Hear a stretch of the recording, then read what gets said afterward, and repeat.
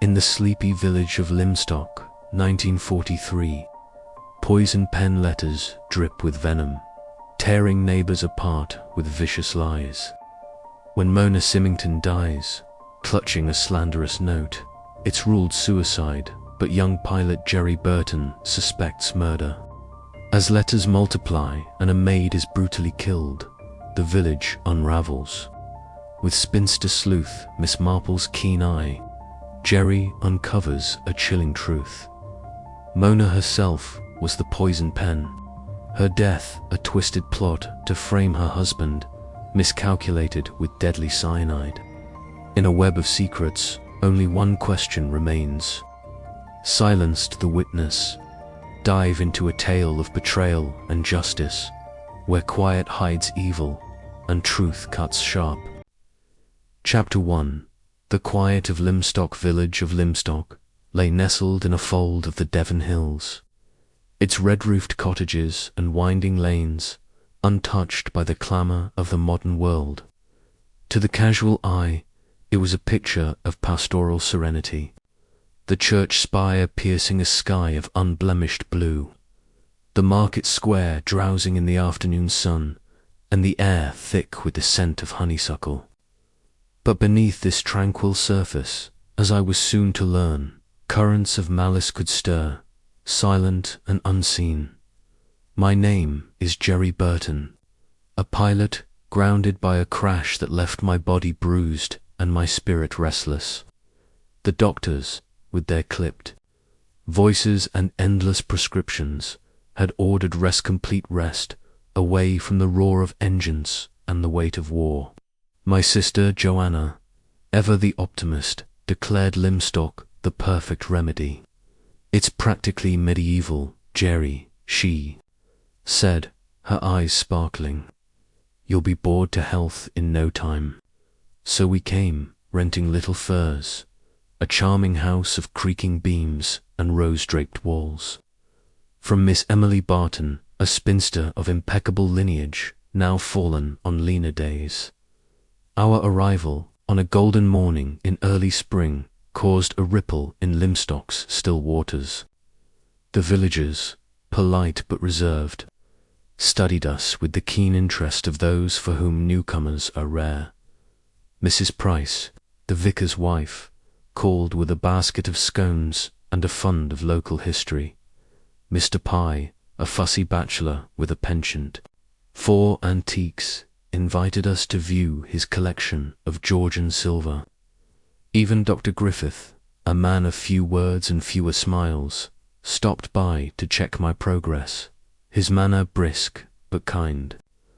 Joanna, with her London flair and quick laugh, charmed them all, though I sensed their curiosity lingered on me, a broken man. They must have thought, seeking solace in their quiet world, Little Firs suited us well.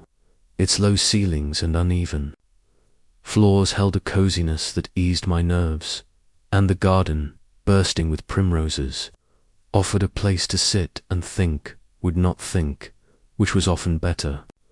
Joanna flung herself into village life, joining the Women's Institute and trading quips with the postmistress. I, slower to settle, took 2 long walks, tracing the lanes past the blacksmith's forge and the ancient yew in the churchyard. I decided, was a place where nothing happened, haven for healing. That illusion shattered on our 3rd week. The post arrived as we breakfasted, sunlight streaming through the mullioned windows. Among the bills and a letter from Joanna's friend was a cheap envelope, its address typed in jagged capitals.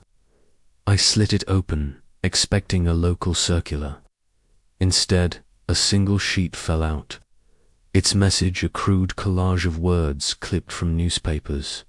"You and your harlot sister disgrace this village. Leave before worse comes." Joanna, peering over my shoulder, gave a theatrical gasp. "Well, that's original. Someone's been reading too many penny dreadfuls." Her laughter filled the room, but I felt a chill.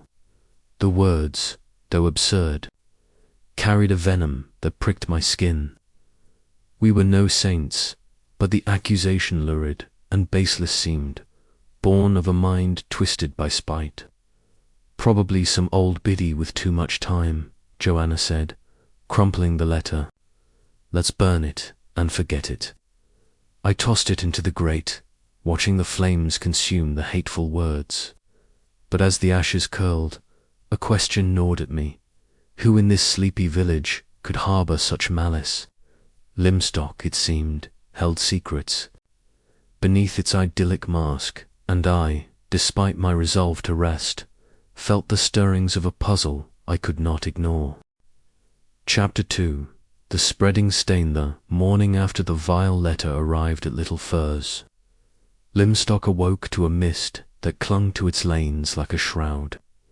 From the window of our breakfast room, I watched the village emerge in soft greys, the church spire a faint silhouette against the haze. Joanna, unperturbed by yesterday's nastiness, was already planning a jaunt to the market, her chatter a bright counterpoint to my brooding. You're not still fretting over that silly note, Jerry, she teased, buttering her toast. It's just village nonsense, someone's idea of a joke. I forced a smile, but her words did little to ease the disquiet that had settled in. My chest, the letter, now ash in the grate, had been no jest. Its words crude, accusing carried a malice that felt personal, though I could not fathom why. Lymstock, with its drowsy charm, had seemed a sanctuary. Yet, in a single envelope, that illusion had cracked. I sipped my coffee, resolving to put it behind me. After all, I was here to rest, not to chase shadows. But shadows, it seemed, were not so easily outrun. By midday, whispers of similar letters reached us, carried on the tide of village gossip. Joanna returned from the market, her basket brimming with apples and news. It's not just us, Jerry, she said, her eyes wide with intrigue. Mrs Cleat, the butcher's wife, got one accusing her of watering the milk she sells. And Mr Pipeaw, man was in a state, saying his letter hinted at something unspeakable about his private habits. Can you imagine? I could, all too well. Mr Pye, with his fastidious manners and collection of porcelain, seemed an unlikely target for scandal, yet the image of him flustered by such an accusation brought a grim amusement. Who else? I asked, leaning forward. Joanna ticked them off on her fingers.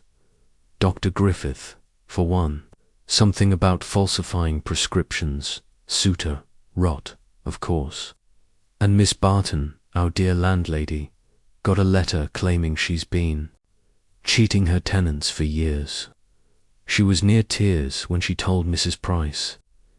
Joanna paused, her expression shifting to one of relish.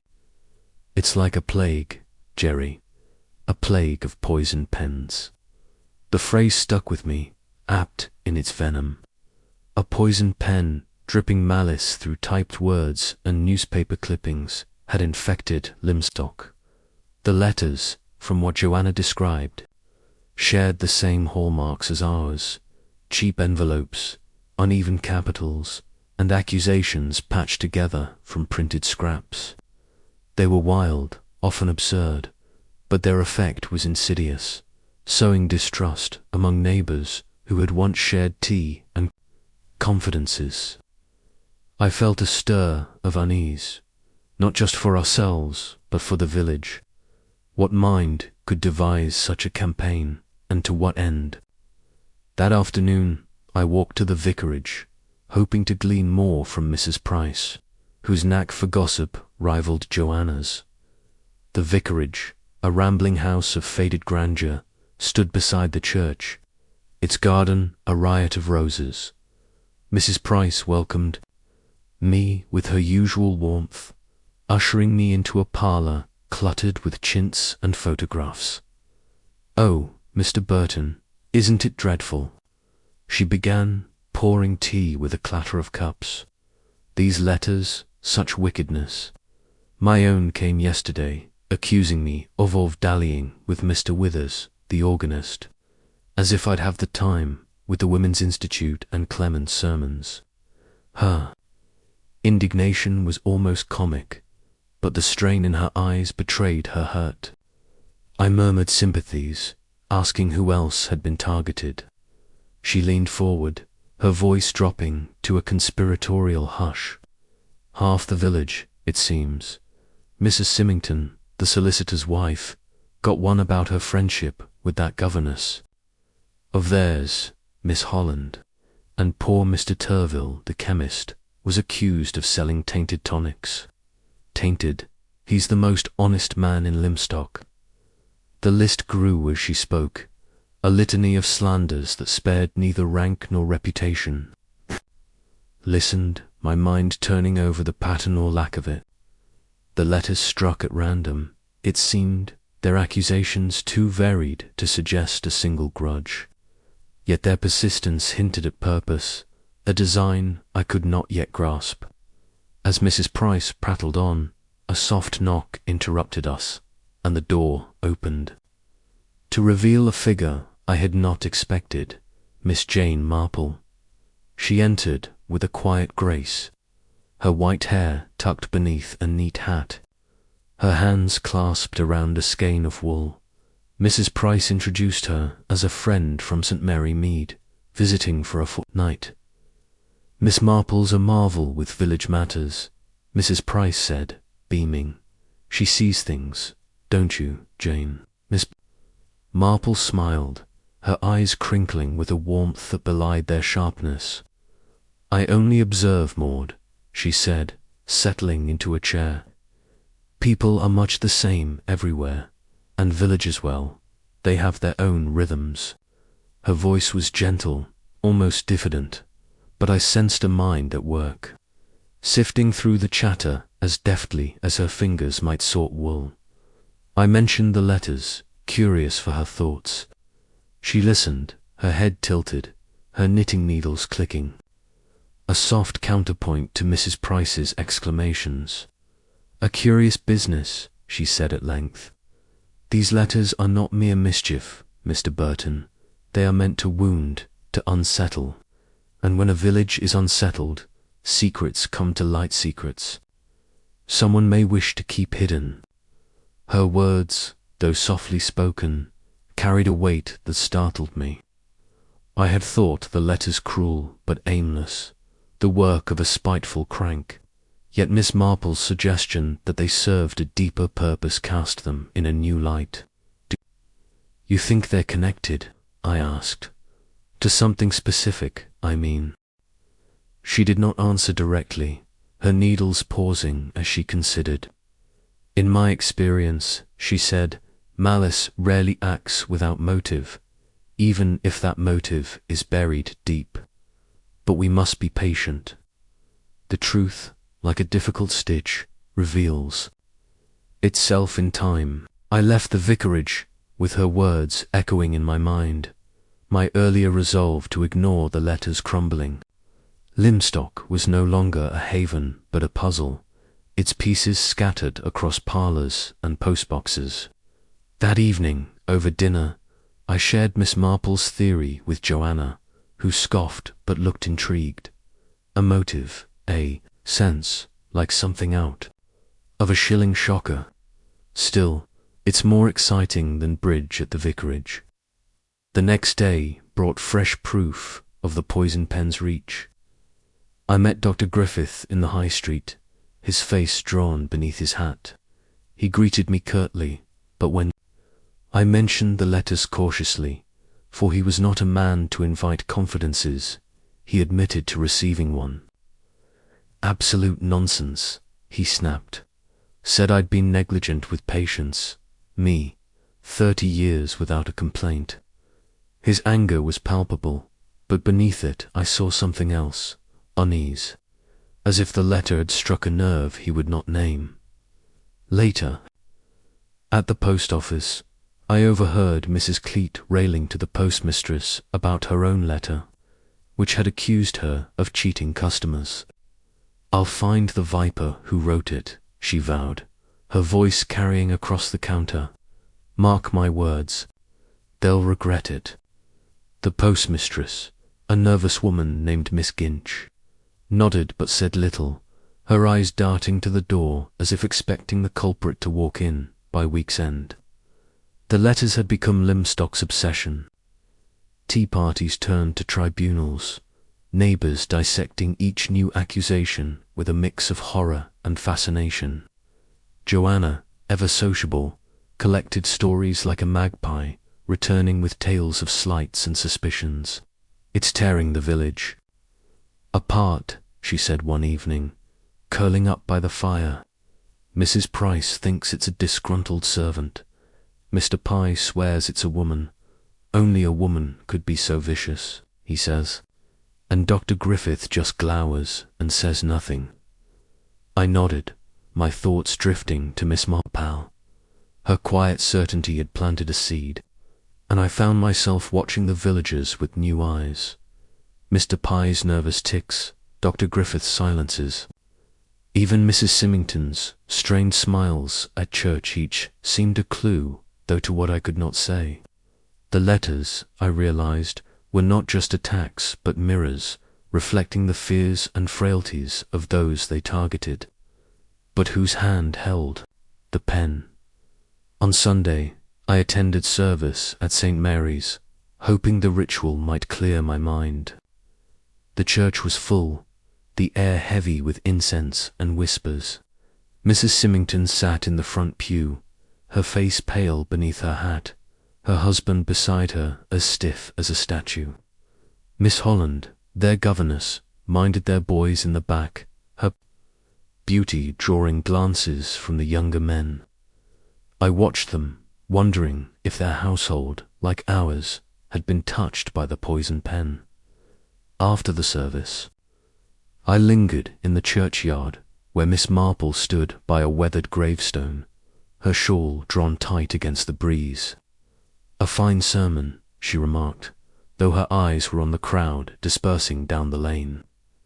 "But I fear Lim's troubles are far from divine." I seized the chance to probe further. "Mrs Price mentioned Mrs Simington got a letter," I said. "Something about her and Miss Holland. Do you think it means anything?" She turned to me, her gaze piercing yet kind. "Everything means something, Mr Burton, if you know where to look. Mrs Simington is a woman unrestrained her manner, betrays it. But whether her letter is cause or effect, I cannot yet say." She paused, her fingers tracing the moss on the stone. "Tell me, have you noticed the post boxes, where the letters are posted?" The question caught me off guard. I hadn't thought of it, I admitted. "The one by the square, I suppose, and there's another near the station." She nodded, as if confirming a private thought. "A small thing, perhaps. But small things, post boxes, habits, glances, build the picture. Keep your eyes open, Mr Burton. This pen will not stop until it has drawn blood." Her words lingered as I walked home, the mist now burned away by a weak sun. Lymstock's beauty seemed a mockery, its cottages and hedgerows hiding a sickness that grew with each letter. I thought of the villagers, Mrs Cleat's fury, Mr Pye's fear, Dr Griffith's silence, and wondered who among them might wield such a weapon. Or was it an outsider, someone watching from the shadows, laughing as the village turned on itself? That night I sat by the window, staring into the dark. Joanna, sensing my mood, tried to lighten it. "You're getting as bad as Miss Marple," she said, tossing a cushion at me. "Next you'll be knitting and solving crimes." But her jest could not dispel the truth. The poison pen was no prank. It was a force, deliberate and cruel, and I feared what it might unleash before its ink ran dry. Chapter 3. The Death of Mrs Simington. Mist that had cloaked Lymstock for days lifted on a Tuesday morning. leaving the village bathed in a brittle sunlight that did little to warm the chill in my bones. The poison pen letters, now a grim fixture of our lives, had multiplied, their venom seeping into every corner of the community. Joanna and I, though no longer the sole targets, felt their shadow keenly. Each new accusation reported in the market or at the vicarage tightened the knot of unease in my chest. Lymstock, once a refuge, now seemed a stage where malice played its part with relentless cunning. That morning, as Joanna sorted through a pile of Women's Institute leaflets, I took my usual walk along the high street, hoping the routine might steady my thoughts. The village bustled quietly. The baker's boy wheeled his cart past, whistling. Mrs Cleat haggled over a joint at the butcher's, and Mr Pye, in a velvet waistcoat, darted into the post office with a furtive glance. There, normalcy jarred against the undercurrent of suspicion that now coloured every interaction. I nodded to Dr Griffith, who passed with a curt greeting, his face etched with fatigue. Another letter, I suspected, had found its way to his door. At the churchyard, I paused by the ancient yew, its gnarled branches a silent witness to Lymstock's centuries.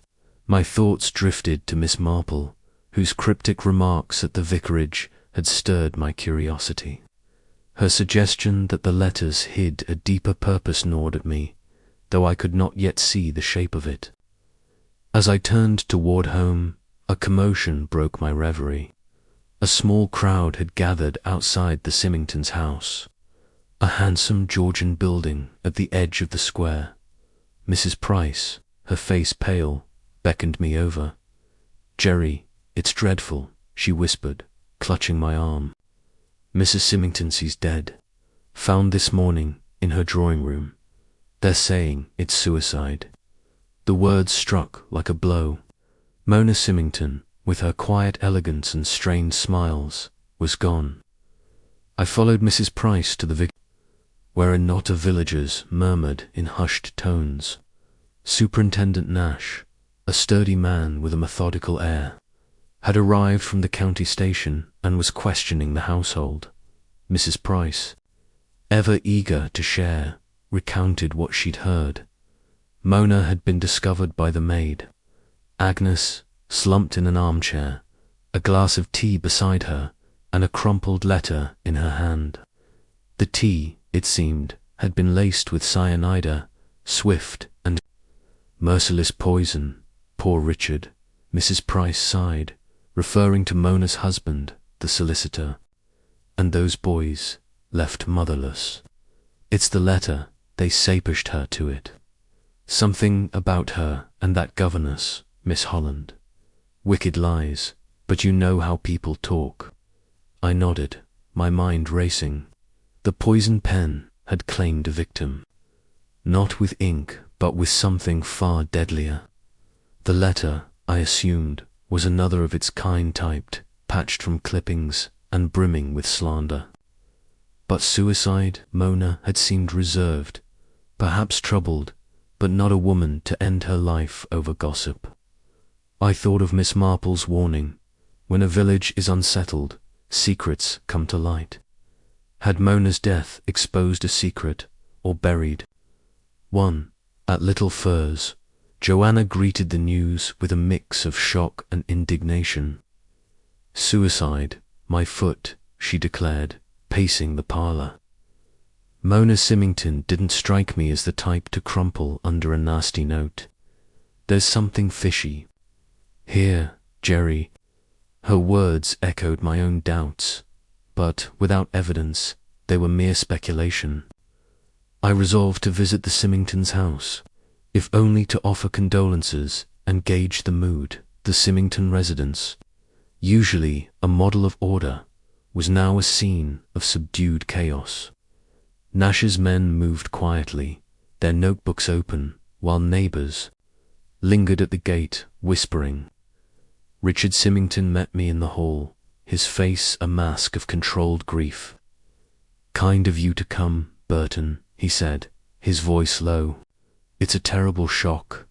Mona was fragile, but I never imagined this. His restraint, though admirable, felt rehearsed, as if he were reciting lines. I murmured condolences, glancing past him to where Elsie Holland, the governess, stood. With the Simington boys? Her blonde beauty was undimmed, but her eyes were red-rimmed, her hands clasped tightly. The children are devastated, she said softly. I'm doing what I can. Her composure impressed me, though I wondered at her role in the household. The letter, Mrs. Price had said, linked her to Mona in some scandalous way. Could it have driven Mona to despair? Nash, emerging from the drawing-room, nodded to me. Mr. Burton, a word. We stepped into the garden, where the air smelled of damp earth and roses. You've heard about the letter, he said, his tone mattered fact. Same as the others typed, cut and paste, accusing Mrs. Simington of an improper relationship with Miss Holland. Found it in her hand. Coroners leaning towards suicide, given the cyanide. She had access to it.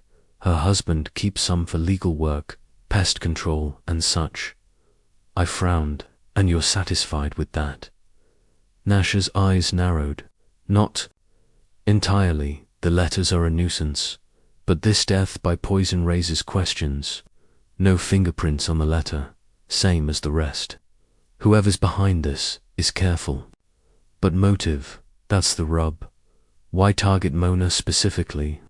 I had no answer, but his words deepened my unease. The poison pen had escalated from slander to tragedy, and I could not shake the sense that Mona's death was no simple act of despair. Returning to the vicarage, I found Miss Marple in the parlour, her knitting a soft rhythm against the ticking clock. Mrs. Price had filled her in, and her expression, though serene, held a glint of purpose. A sad business, she said, her needles. Pausing. Mrs. Simington's death is a turning point. Mr. Burton, the letters were a prelude, I think, to something more deliberate. You don't believe it was suicide? I asked, settling into a chair. She tilted her head, her eyes sharp as flint. I believe very little until I see the whole pattern. But consider, a woman dies, a letter in her hand, and the village assumed shame drove her to it. Convenient, is it not? Cyanide is not a common choice, nor an easy one to procure without.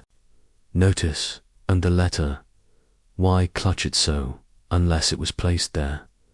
Her words sent a chill through me. You think it was murder? I think, she said carefully, that we must look beyond the obvious. In my village, I once knew a woman who received cruel letters, not unlike these. They drove her to distraction, but it was not the letters that killed her, it was someone who used them as a cloak for darker deeds. Mrs. Simington's life, her habits, her secrets, those are the threads we must follow. I leaned forward, eager for more, but she resumed her knitting, as if the matter were settled. Talk to the maid, Agnes, she added. Servants see much that others miss. And watch the household, Mr. Burton. Grief reveals, but it also conceals. Her advice, though vague, gave me purpose. That evening, I dined at the Simingtons, at Richard's invitation, a gesture of civility amid his loss.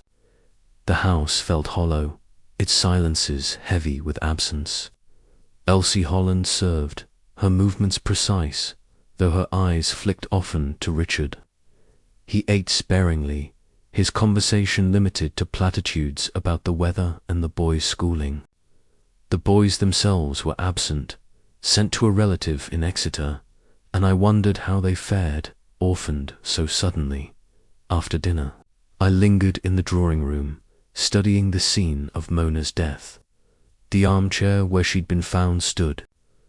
By the window, its cushions pristine. A tea tray, now cleared, had held the fatal glass, Nash had said. I pictured Mona there, alone, the letter in her hand, and tried to imagine her state of mind. Had she read the accusation, her supposed liaison with Elsie, and felt such shame that death seemed the only escape? Or had someone else, knowing her habits, ensured the tea would be her last? Elsie, clearing the plates, caught my gaze. It's awful, isn't it? She said, her voice low. This room, I can't bear it now. Mrs Simington was so kind, so proper. That letter was lies. Mr Burton, lies. Her vehemence startled me, and I wondered if she protested too much. Did she seem upset lately? I asked. Before this, Elsie hesitated, her hands twisting a napkin. She was quiet, more than usual, but she never spoke of the letter, not to me. Agnes might know she was closer to her. Her mention of the maid echoed Miss Marple's advice, and I made a mental note to seek Agnes out. The next day, I visited Nash at the police station, a squat building by the railway. He was sifting through reports, his desk cluttered with envelope samples of the poison pen's work. No leads yet, he admitted. The typewriters and old Underwood, common enough. Could be anyone Simington's got one, so does. The vicarage and Pye's got a whole collection of relics. As for the cyanide, it's traceable, but not conclusive. Simington's stock checks out, but it's not locked up tight. I shared Miss Marple's suspicion, cautiously framing it as my own. Nash raised an eyebrow. Murder? It's possible, but we'd need more than a hunch. The letters, the key same style as the others, no prints, posted locally. If it's a cover, it's a damn clever one. His skepticism was warranted, but I could not dismiss Miss Marple's logic. The letters, with their calculated chaos, felt like a screen, obscuring a single, deliberate act. I sought out Agnes, finding her in the Simingtons' kitchen, peeling potatoes with a distracted air.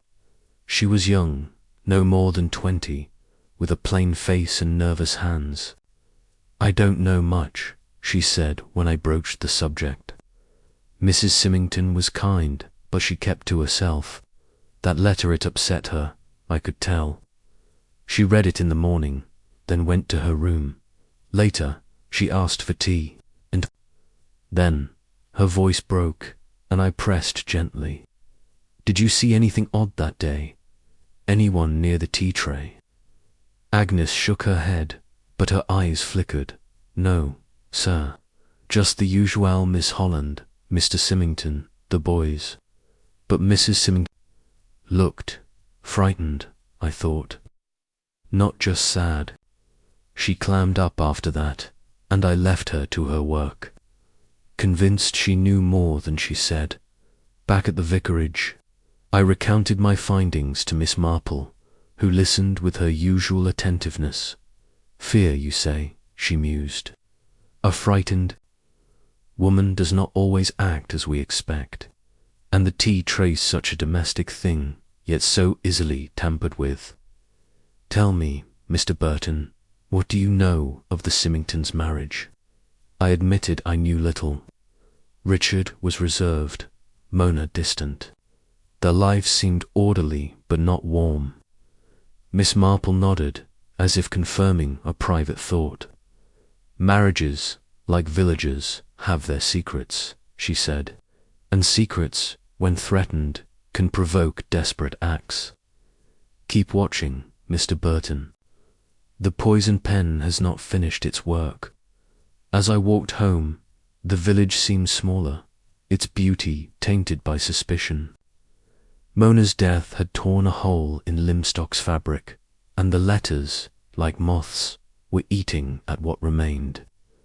I thought of Richard's stoicism, Elsie's tears, Agnes's fear, and wondered which of them held the key to the truth.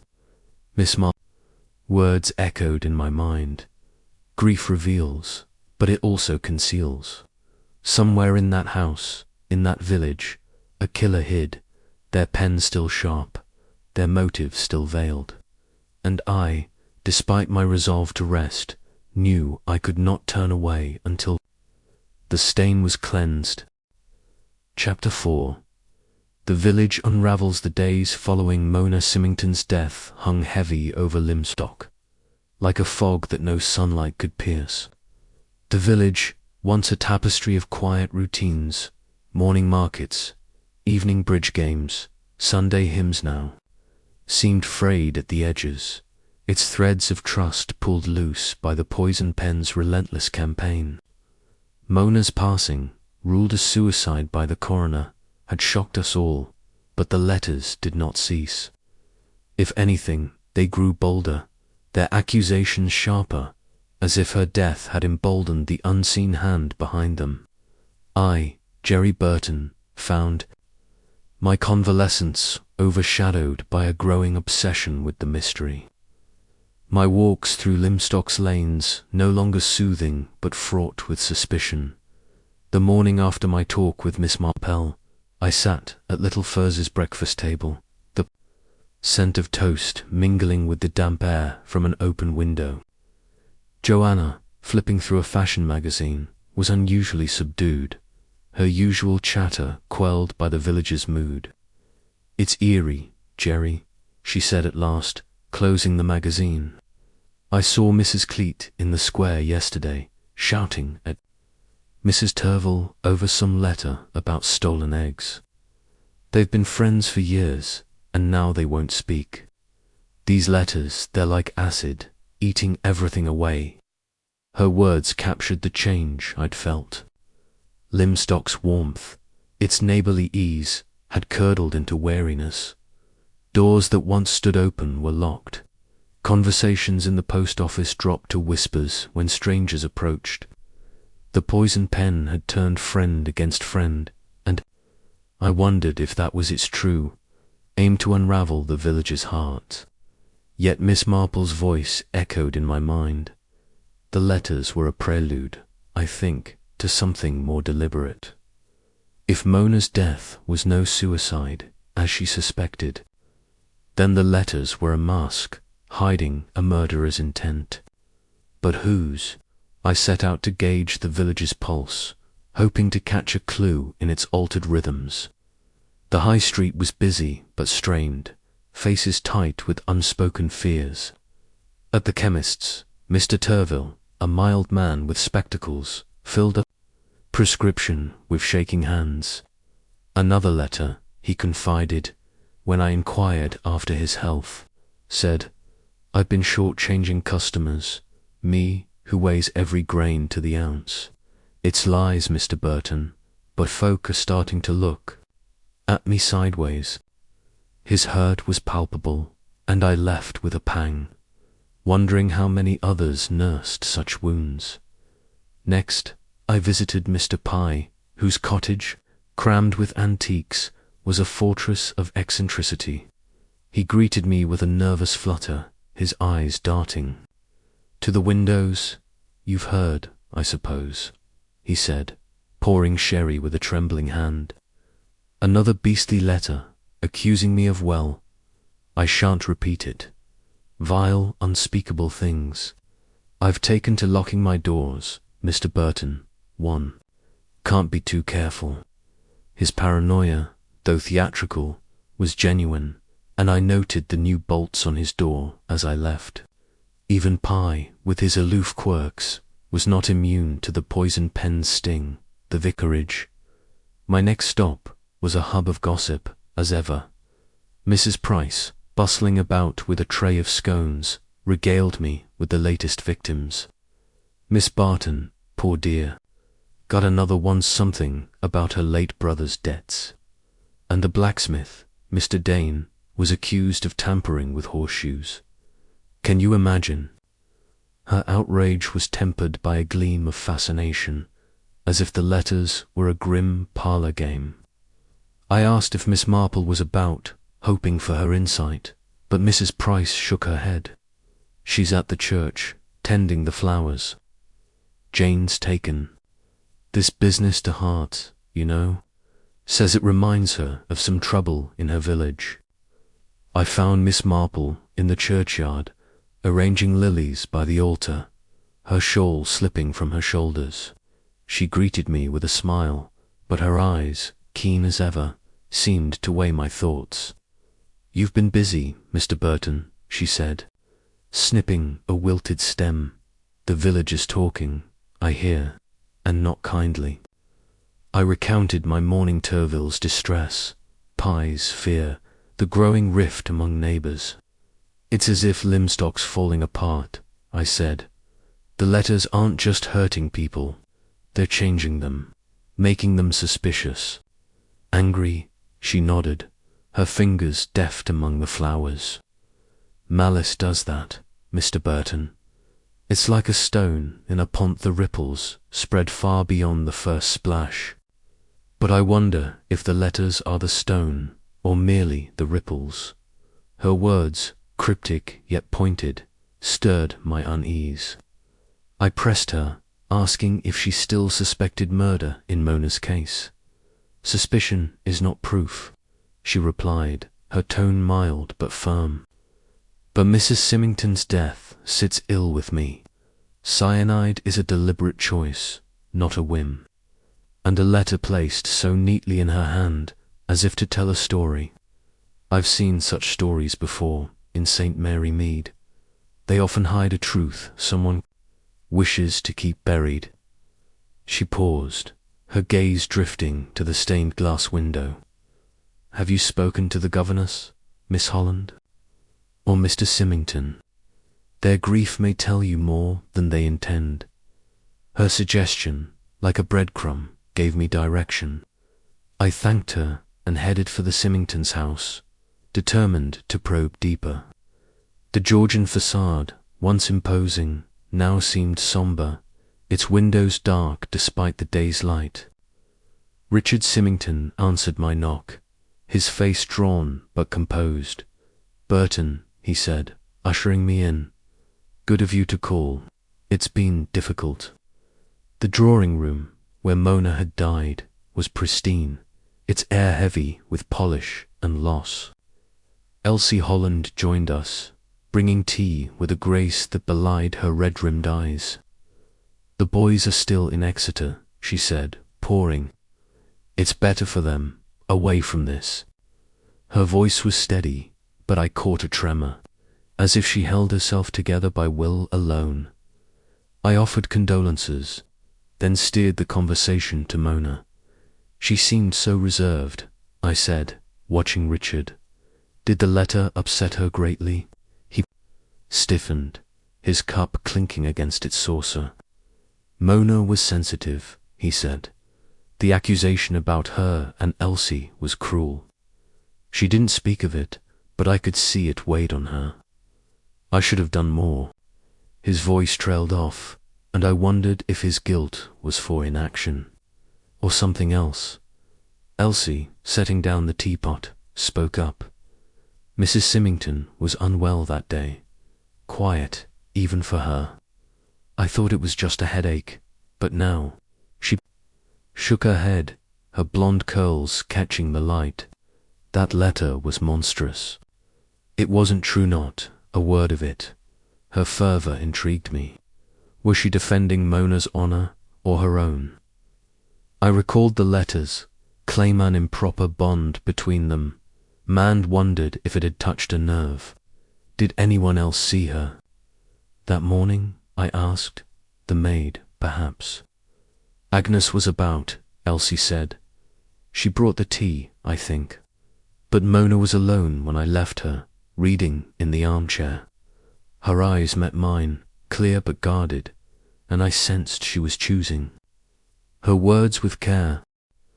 Richard excused himself to take a call, leaving me with Elsie. I seized the chance to probe further. "You and Mona were close, weren't you? The household must feel empty without her." She nodded, her hands twisting in her lap. "She was. Kind to me, strict, sometimes, but fair. I owe her a great deal. This house, it's not the same. Her voice caught, and I believed her grief, though I wondered what lay beneath it. Miss Marple's advice grief reveals, but it also conceals, rang true. Elsie's tears seemed real, but they could hide as much as they showed. I left the Simingtons with more questions than answers.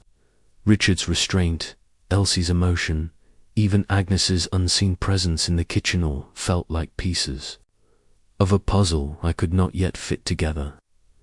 That evening, Joanna shared her own findings, gathered from a Women's Institute meeting.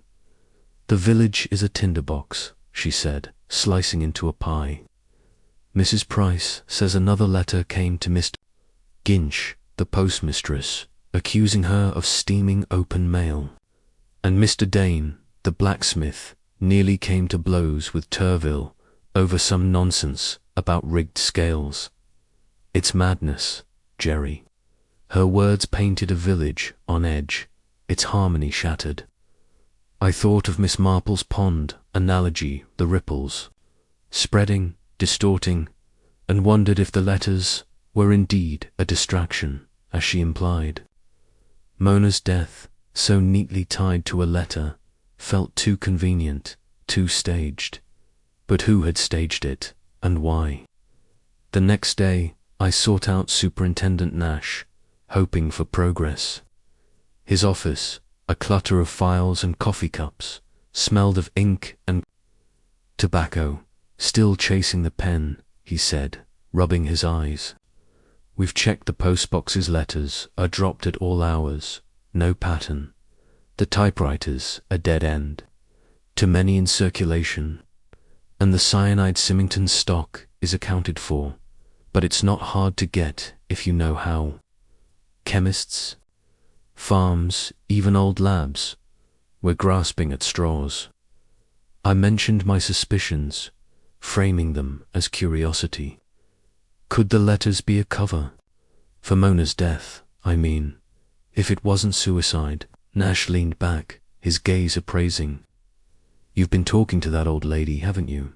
Marple, is it? She's got a nose for trouble, I'll give her that. Murder's not off the table, but we need evidence. The letter in Mona's hand, the cyanide in the teat, all points to her taking her own life. Unless we find a witness or a slip from the writer, we're stuck." His pragmatism frustrated me, but I saw his point. Without proof, suspicion was just noise. I left the station and wandered to the church, where Miss Marple was polishing brass candlesticks, her movements slow but precise. I told her of my visits, Richard's guilt, Elsie's tears, Nash's stalemate. She listened, her face serene but her eyes alive with thought. "A household is a microcosm," she said, setting down a candlestick. "Like a village, it holds its tensions, its loyalties. Mr Simington's grief, does it strike you as deep or dutiful? And Miss Holland, her devotion to the family, is it to the children or to someone else?" Her questions, though gentle, cut to the bone, and I realized I'd overlooked the dynamics of the Simington home. "What about Agnes?" I asked, recalling Elsie's mention. "She saw Mona that morning. Could she know something, Miss Marple?" Needles resumed their rhythm. "Servants, Mr Burton, are the eyes of a house. They see the small things, the glance, the closed door, the cup left too long on a tray. Speak to Agnes again, but gently.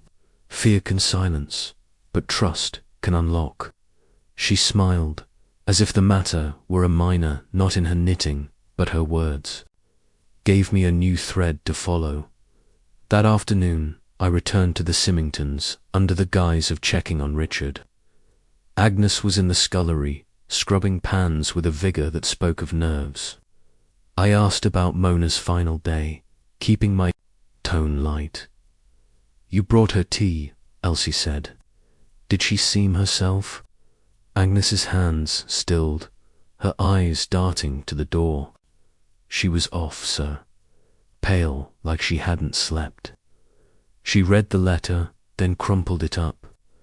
I didn't see what it said, but she looked, well, scared, I'd say. She hesitated, then added, there was a bottle on the sideboard, not the usual tea things. I didn't think much of it then, but now. Her words, halting but vivid, painted a picture I could not ignore. A bottle cyanide, perhaps. I thanked her and left, my mind buzzing. Had Mona handled the poison herself, or had someone placed it there, knowing her habits? The letter, the tea, the bottle all seemed to converge, but the why and who eluded. Me, as night fell, Lymstock's lamps glowed faintly, their light no match for the darkness settling over the village. Joanna, sensing my distraction, tried to draw me out. You're sleuthing again, aren't you? She said, pouring wine. Miss Marple's got you hooked. What's next dusting for Prince? Her teasing was fond, but I saw worry in her eyes. The poison pen had changed us, too, making us question the very air we breathed. I lay awake that night, the puzzle turning in my mind. Richard's stoicism, Elsie's loyalty, Agnes's fear, Mona's death, they were pieces of a whole, but the shape was still hidden. Miss Marple's voice, calm and certain, guided me. The truth, like a difficult stitch, reveals itself in time. I clung to that, knowing the poison pen's work was not done, and fearing what its next stroke might bring. Chapter 5. A second blow the sun rose over Lymstock with a deceptive calm, its rays gilding the rooftops, but failing to dispel the pall that had settled since Mona Simington's death. The poison pen letters, far from abating, had woven a web of distrust that tightened daily, each new accusation fraying the village's fragile bonds. I, Jerry Burton, found my thoughts consumed by the mystery, my resolve to rest eroded by a need to uncover the truth behind Mona's supposed suicide. Miss Marple's quiet certainty that the letters masked a darker design had taken root, and her suggestion to probe the Simington household, particularly Agnes, the maid, lingered like a challenge. That morning, as Joanna planned a visit to the vicarage to help with a charity bazaar, I sat in little Furz's parlour, staring at the garden where roses drooped under last night's dew. The village's routine, bakers, carts, children's laughter felt hollow, a veneer over a wound that festered unseen. Mona's death had been a shock, but the letter's persistence suggested her end was not the climax, but a prelude. I recalled Agnes's hesitant words about a bottle on the sideboard, her mention of Mona's fear, and resolved to speak with her again, hoping to coax out what she'd left unsaid. Before I could act, a knock at the door broke my reverie. Mrs. Price, her face flushed with urgency, stood on the threshold, her hat askew. Mr. Burton, it's dreadful, simply dreadful, she gasped, clutching her shawl. Agnes, the Simingtons, maid she's missing. Didn't come to work this morning, and no one's seen her since yesterday. The police are searching. But oh, it's too much, after poor Mona. Her words struck like a thunderclap. Agnes, missing. The girl who'd seen Mona's fear, who'd hinted at something amiss in that fatal tea tray, was gone. I ushered Mrs. Price inside, pressing her for details. She was last seen leaving the Simingtons at dusk, she said, sinking into a chair. Went to visit her aunt, they say, but never arrived. Superintendent Nash is at the house now, questioning everyone.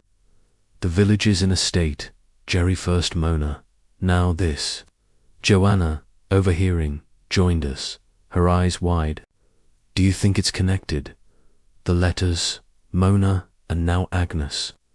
Her question mirrored my own, and I felt a chill. Agnes's disappearance, so soon after her tentative confidences seemed no coincidence. I thanked Mrs. Price and promised to join the search, my mind already racing to Miss Marple's warnings about servants seeing too much. I headed for the Simingtons' house, where a small crowd had gathered, their whispers a low hum against the morning stillness. Nash's men combed the grounds, their boots leaving tracks in the dew-soaked grass. Richard Simington stood by the gate, his face pale but composed, answering questions with clipped precision. Elsie Holland, beside him, looked shaken, her hands clasped tightly around a handkerchief. I caught her eye, hoping for a word, but Nash beckoned me over before I could approach. "Burton," he said, his voice grim. "You've heard about Agnes. No sign of her yet, house, village, nowhere. Her aunt says she never showed up last night. We're checking the lanes, the woods, even the river." He paused, his eyes searching mine. "You spoke to her yesterday, didn't you? Anything unusual?" I recounted our brief exchange, her mention of Mona's fear, the bottle on the sideboard. Nash's brow furrowed. "A bottle, eh? Could be nothing cleaning stuff. Maybe, but it's worth a look. She seemed nervous, you say?" I nodded, and he sighed. If she knew something about Mrs. Simington's death, and someone else knew. She knew, well, it doesn't look good. His words, though cautious, confirmed my fears. Agnes's disappearance felt like a deliberate act, a thread snipped to prevent the tapestry from unraveling. I asked to see the sideboard, and Nash led me to the drawing room, where Mona had died. The room was unchanged, its elegance marred by the memory of tragedy.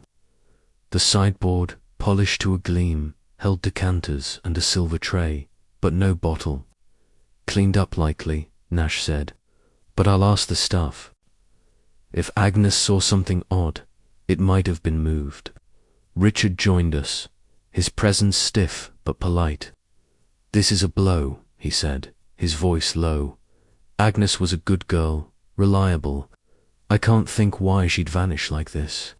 His concern seemed genuine, but I noted the tension in his jaw, the way his eyes avoided the armchair where Mona had sat. I asked if he'd noticed anything strange about Agnes's behaviour, and he shook his head. She was quiet, as always. Mona's death hit her hard. She was fond of her. Elsie, entering with a tray of coffee, added, "Agnes was upset, but who wouldn't be? She didn't say much, just did her work. I thought she seemed distracted. Maybe that last day." Her words, though vague, echoed Agnes's own hesitance, and I wondered if Elsie had seen more than she let on. As I left the house, the search intensified. Villagers joined Nash's men, combing hedgerows and fields, their faces grim. I walked the lane to Agnes's aunt's cottage, a modest dwelling by the mill, hoping for insight. Her aunt, a wiry woman with red-rimmed eyes, was distraught. "She's a good girl, my Agnes," she said, wringing her hands. "Always comes Tuesdays, regular as clockwork. Last night, she never came. I waited till midnight, then went to the police. Oh, sir, what's happened to her?" Her grief was raw, and I had no answers. I promised to keep her informed and returned to the village, my thoughts a tangle of suspicion and dread. Agnes's disappearance, so close on Mona's death, suggested a pattern killer tying up loose ends. But what had Agnes seen or known to make her a threat? At the vicarage, I found Miss Marple in the garden, pruning roses with a steady hand. Mrs. Price had told her of Agnes, and her face, though calm, held a shadow of concern. "A terrible thing," she said, setting down her shears. "A young girl gone without trace."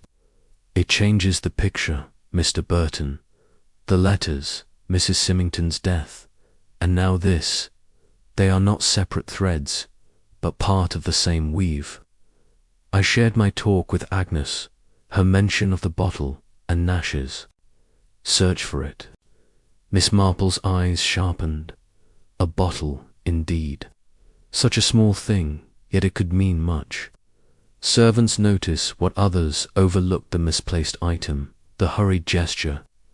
If Agnes saw something amiss in that tea tray or in the household, it may have cost her dearly. She paused, her gaze distant. In St Mary Mead, I knew a maid who vanished after a death in her employer's house. She'd seen a letter, you've seen, not unlike these. It was no accident. Her going, her story, though brief, chilled me. You think Agnes was silenced? I asked. I think, she said, her voice soft but firm, that we must consider all possibilities. Mrs Simington's death was staged, I believe, to look like suicide. If Agnes saw the staging, or the stager she became a danger. Speak to Miss Holland again, Mr Burton. Her role in that house is not merely decorative. I suspect, and Mr Simington, his silence may hide more than grief. Her advice, as always, was a beacon in the fog. I thanked her and headed back to the Simingtons, where the search had yielded nothing. Elsie was in the hall, sorting linens, her face pale. I asked about Agnes's last day, probing for details. She was jittery, Elsie admitted, folding a sheet with care. Kept looking over her shoulder, like she expected someone. I asked if she was all right, but she just nodded and went on working. I wish I'd pressed her. Her regrets seemed real, but I sensed a reserve, as if she held back a piece of the truth. Did she mention the bottle? I asked. The one on the sideboard. Elsie's hands paused, her eyes flickering. A bottle? I don't recall. There's always things about polish, vinegar. I didn't notice anything special. Her answer was too quick, and I wondered if she was protecting someone or herself. I let it go, not wanting to alarm her, and left with a promise to return. If I heard news. The day wore on, the villagers' hope fading with the light. Joanna, returning from the vicarage, brought more tales of Liturza, new one to the vicar, accusing him of misusing church funds, and another to Miss Ginch, hinting at blackmail. It's relentless, she said, her voice tight. And now Agnes Jerry, what if she's dead, too? Her fear mirrored mine, and I had no words to ease it. That evening, as I walked the lanes, a shout broke the stillness. A farmer, checking his ditches, had found a body near the riverbank. I joined the crowd that gathered, my heart sinking as Nash confirmed it was Agnes. Her skull was fractured, the wound likely from a heavy blow, a poker, perhaps, or a stone. The village reeled, whispers of murder replacing the hope of a runaway girl. Mrs Price, clinging to her husband, wept openly, while Mr Pye, pale as chalk, muttered about cursed villagers. Nash's face grim, questioned me again. She told. You about a bottle, he said. Anything else? Any hint of who she feared? I shook my head, cursing my failure to press Agnes harder. We're treating it as murder, he continued. No letter on her, but the timing right after Mrs Simington. It's too neat. Someone's covering their tracks. I returned to Little Furze, the weight of 2 deaths pressing on me. Joanna, pale but resolute, poured us both a brandy. It's not just letters anymore, she said. It's a killer, Jerry, and they're still out there. Her words, stark and true, fueled my resolve. I thought of Miss Marple's microcosm, the Simington household, with its tensions and secrets. Richard's restraint, Elsie's guardedness, Agnes's fear. They were clues, if I could read them right. The next morning, I sought Miss Marple at the church, where she was arranging hymnals, her movements calm amid the villagers' panic.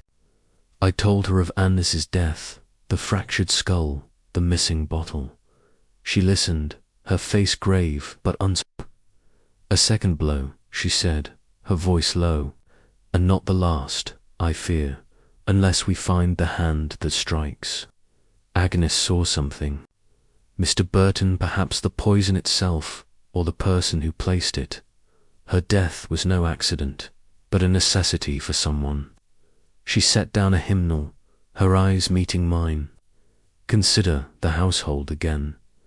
Mr Simington's life is changed by his wife's death, freed perhaps from a marriage that was not happy. Miss Holland's position is secure, her devotion unquestioned. But devotion to whom? And the letters, they continue, do they not? A distraction, keeping the villagers' eyes on shadows while the real crime slips by. Her words sharpened my focus. The letters, with their chaotic slander, were a smokescreen, hiding a murder or two. I asked her advice, desperate for a path forward. "Watch and listen," she said. "The killer is close, Mr Burton, and close things are the hardest to see. Speak to Miss Holland again, and to Mr Simington. Their words, their silences, will guide you, and be careful, follows those who look too deeply." I left the church with a renewed sense of purpose, but also dread. Lymstock, once my haven, was now a battlefield, its beauty masking a predator. Agnes's death had raised the stakes, proving the poison pen was not just cruel but deadly. I thought of Richard, Elsie, the silent house where Mona had died, and vowed to uncover the truth, no matter the cost. Miss Marple's voice, steady as a heartbeat, urged me on. The truth, like a difficult stitch, reveals itself in time. But time, I feared, was running short. Chapter 6. The web tightens. The shadow of Agnes's murder fell over Lymstock like a pall, dimming the village's light more surely than any autumn fog. The poison pen letters, once a source of scandal and unease, had taken on a sinister weight. Their ink now linked to two deaths. Mona Simington's, shrouded in the guise of suicide, and Agnes's, a brutal silencing of a witness. I, Jerry Burton, found my days consumed by the mystery, my pilot's instinct for patterns turning to the tangled threads of human motives. Miss Marple's counsel to watch the Simington household, to heed silences as much as words had become. My guide, though the path it lit was fraught with doubt. Morning broke with a crispness that belied the village's turmoil. At Little Furze, Joanna was sorting through invitations to a harvest supper, her usual vivacity tempered by the week's horrors. "It's grotesque, Jerry," she said, tossing a card aside. "Half the village is mourning, the other half whispering. And yet we're meant to smile over cider and pies. I saw Mrs Price yesterday. She's convinced the killer's one of us, someone we pass in the lane every day." Her words, though dramatic, held a truth I could not dismiss. The poison pen was no outsider's prank. It was born of Lymstock's heart, its malice too intimate to be foreign. I resolved to follow Miss Marple's advice, starting with another visit to the Simingtons. But first, I sought out the village's pulse, walking the high street to gauge its mood. The market square was subdued, stalls half empty as vendors muttered about curses. Mr the chemist, avoided my eye, his earlier warmth chilled by a new letter accusing him of hoarding supplies. Mrs Cleat, at the butcher's, snapped at a customer over a rumoured slight, her temper sharpened by the poison pen's latest barb. Even Miss Ginch, the postmistress, seemed rattled, her hands trembling as she sorted letters as if each might carry venom at the post office. I lingered, hoping to catch a glimpse of the poison pen's method. The postbox outside, a stout red pillar, stood unguarded, its slot a silent accomplice to the letters spread. I asked Miss Ginch if she'd noticed anything odd, strange faces, unusual postings, but she shook her head. It's all a blur. Mr Burton, she said, her voice thin. Letters come and go, and I daren't look too closely.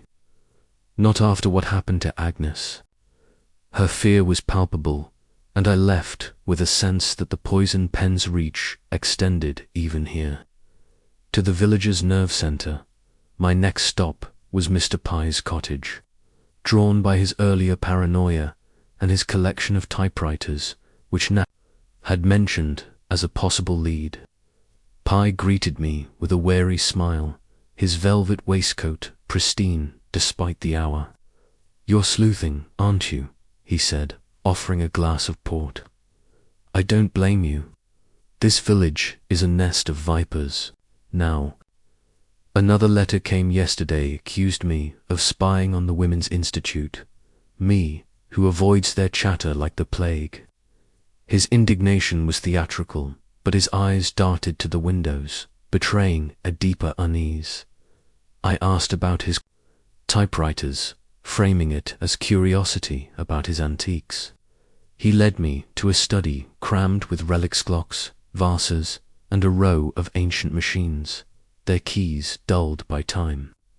"Underwoods, mostly," he said, patting one fondly. "This one's from '98, a beauty. But don't think I'm your poison pen, Burton. I've better things to do than cut up newspapers."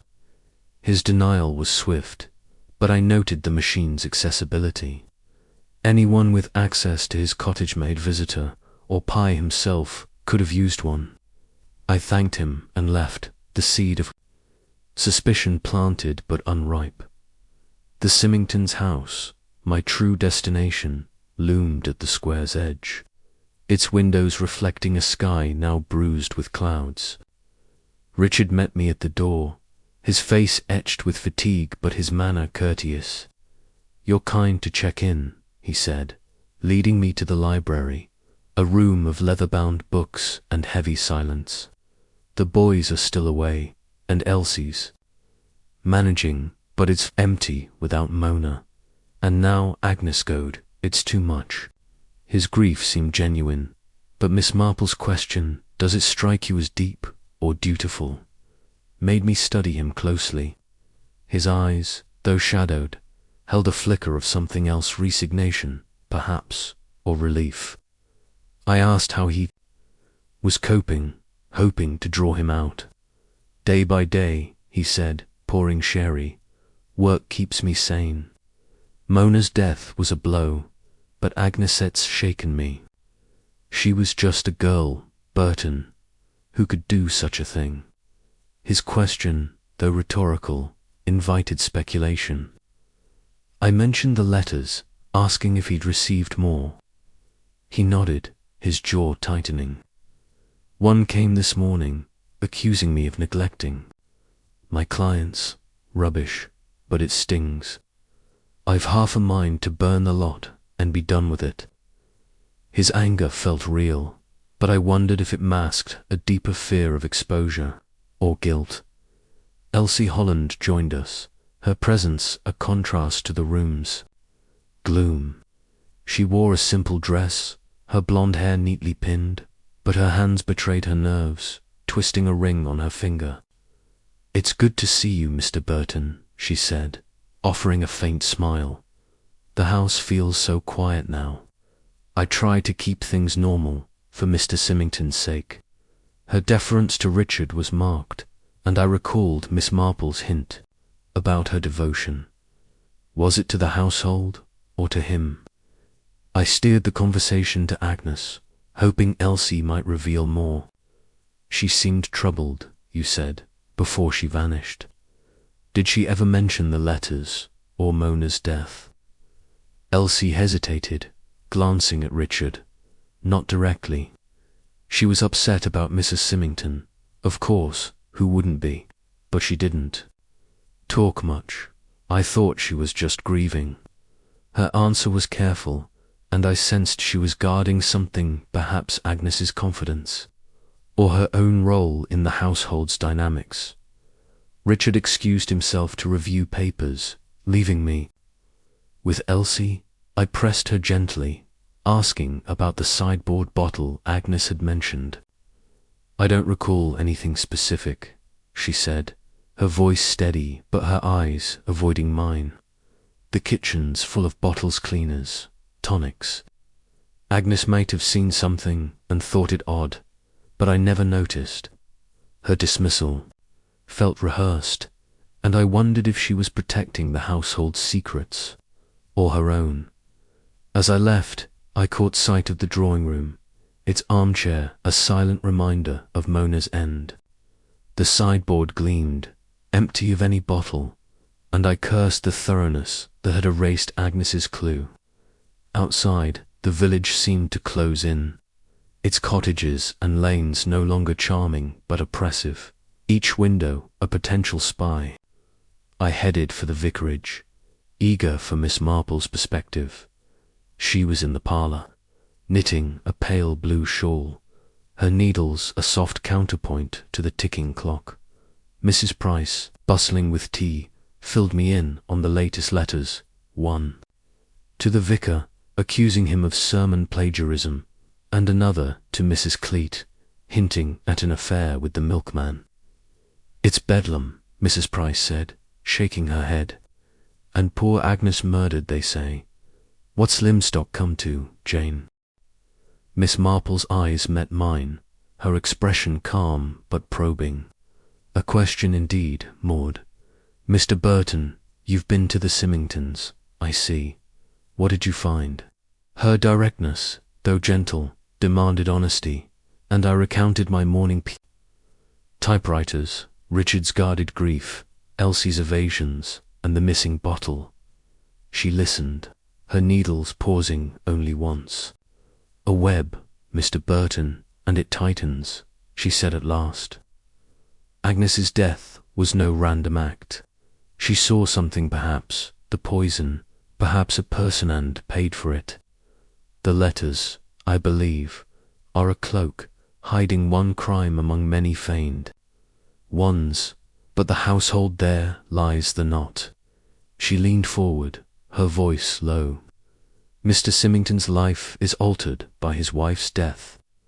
Miss Holland's position is secure, her loyalty unquestioned, but loyalty can blind or bind, and the bottle's such a small thing, yet it haunts you, does it not?" Her words sharpened my focus. The bottle, Agnes's fear, the letters' persistence, they pointed to the Simingtons' house. But the motive remained elusive. I asked what she made of Richard and Elsie. "Mr Simington is a man of habit," she said, "but habits can hide discontent. His marriage, I suspect, was not all it seemed. As for Miss Holland, her beauty is a distraction, but her heart, where does it lie? With the children or elsewhere? Watch them, Mr Burton, and note what they do not say." Her advice, as ever, was a map through the fog. I asked if she thought the poison pen was someone in the household. She smiled, her eyes crinkling. "I think many things, but proof is the needle that stitches the truth. Consider the letters timing posted, when eyes are elsewhere, typed, on a machine that could be anywhere. The writer is clever, but cleverness betrays itself in the end.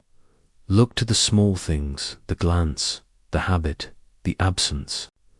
I left the vicarage with a renewed sense of purpose, though the weight of 2 deaths pressed harder. That afternoon I walked to the police station, hoping Nash had made progress. His office was a chaos of papers, his face lined with frustration. "No sign of the murder weapon," he said, tossing a report aside. "Could be a poker, a rock, something heavy, but it's gone."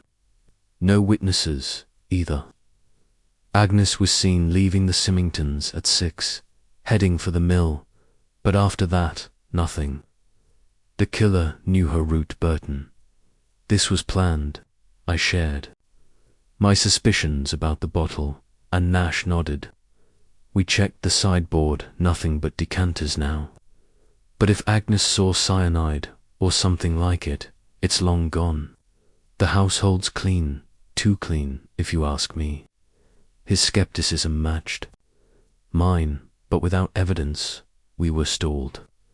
I mentioned pies, typewriters, and he sighed. Checked them. One's a match for the letters, under wood. Same as Simingtons and the vicarages. But Pye swears he's innocent, and we've no proof otherwise.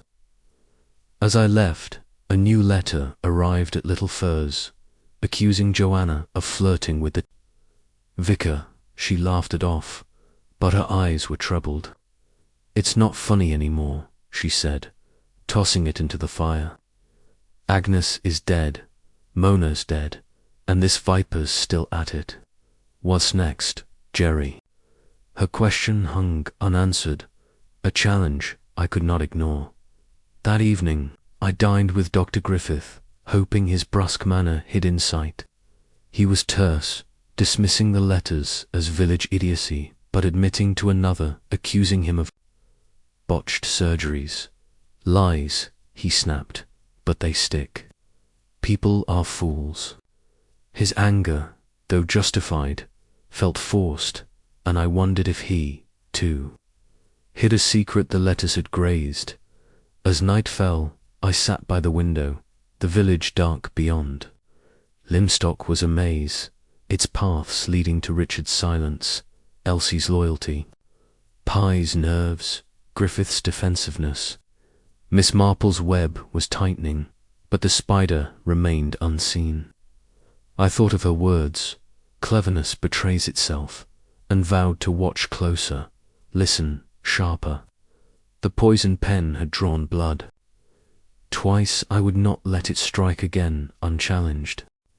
Chapter 7. A glimpse of truth. The weight of 2 deaths. Mona Simingtons, cloaked as suicide, and Agnes's, a brutal murder pressed on Lymstock like a storm cloud, its threat ever present, though the sky remained clear. The poison pen letters, relentless in their malice, had transformed the village from a haven of routine into a cauldron of suspicion, where every glance carried a question and every word a potential lie. I, Jerry Burton, found myself drawn deeper into the mystery, my pilot's instinct for precision now bent on unraveling the human tangle before me, Miss Marple's guidance to seek truth.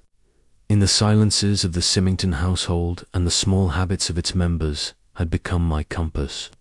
Though the needle wavered with each new clue, morning broke with a fragile sunlight, the kind that promises warmth but delivers only a chill. At Little Furze, Joanna was sorting through a pile of Women's Institute correspondence, her usual spark dimmed by the village's gloom. Another letter came to Mrs. Price, she said, not looking up. Something about her cooking the church books.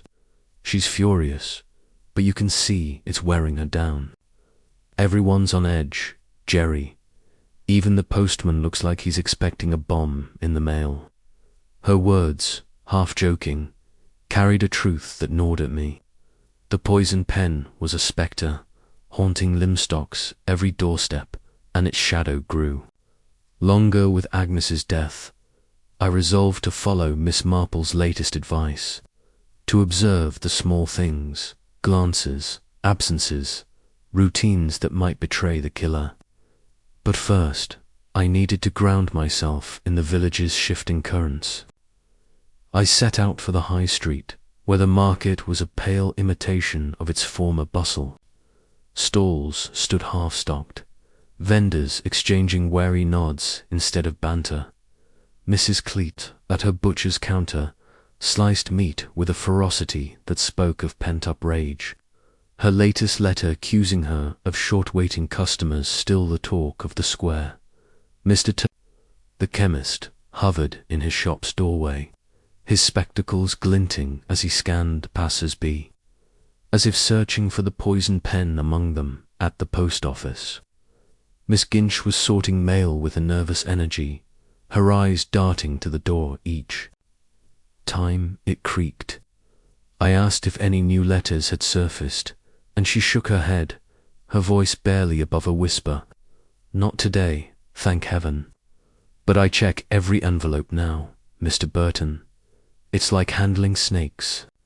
Her fear was a mirror of the village's, and I left with a sense that the poison pen's silence, if it held, was only a pause, not an end.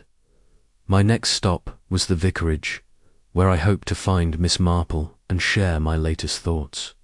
Mrs Price greeted me with a tray of tea and a litany of woes. The vicar got another letter, she said, her hands fluttering. Said he's been pilfering from the poor box. Clement, of all people. And Miss Barton, she's talking of leaving Lymstock. Says the village isn't safe anymore. Can you blame her after Agnes? Her distress was genuine, but her eyes gleamed with the thrill of scandal. A reminder that even tragedy could feed gossip.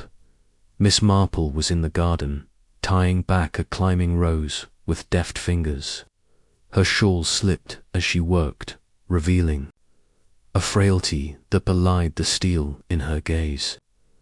I told her of my visits to the Simingtons, Elsie's evasions about the bottle, Richard's guarded grief, and Nash's frustration with the typewriter lead. The web tightens, I said, echoing her earlier words, but I can't see the centre. Agnes's death feels like a warning, but to whom? And the letters why keep sending them if Mona was the target? She set down her twine, her eyes meeting mine with a quiet intensity. A very good question, Mr Burton. The letter's persistence suggests they serve a purpose beyond Mrs Simington's death. They are a fog, I think, clouding the truth, but fog can be pierced by looking at what is constant to the household. The routines Agnes saw something, and it cost her life. The bottle you mentioned, it may be gone, but its memory lingers. Tell me, have you noticed the post boxes' locations, or the times the letters are posted? Her question, as always, caught me off guard. I've seen the one in the square, I said, and another by the station. But the times, Nash says, they're dropped at all hours, no pattern. I frowned, sensing she saw something I did not. Why does it matter? She smiled, her fingers tracing a rose petal. Small things, Mr Burton, build the picture. A postbox is a silent witness, but its place and time can speak. The writer chooses when and where to post, and that choice is not random. They strike when attention is elsewhere: market days, church services, evenings when the village dines.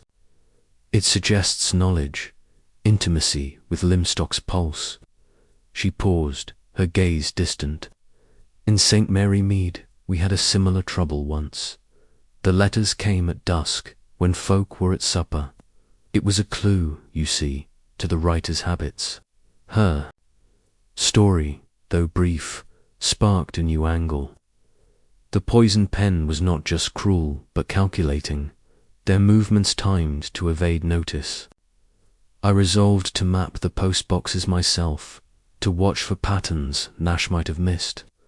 But first, I needed to revisit the Simingtons, to press Elsie and Richard further.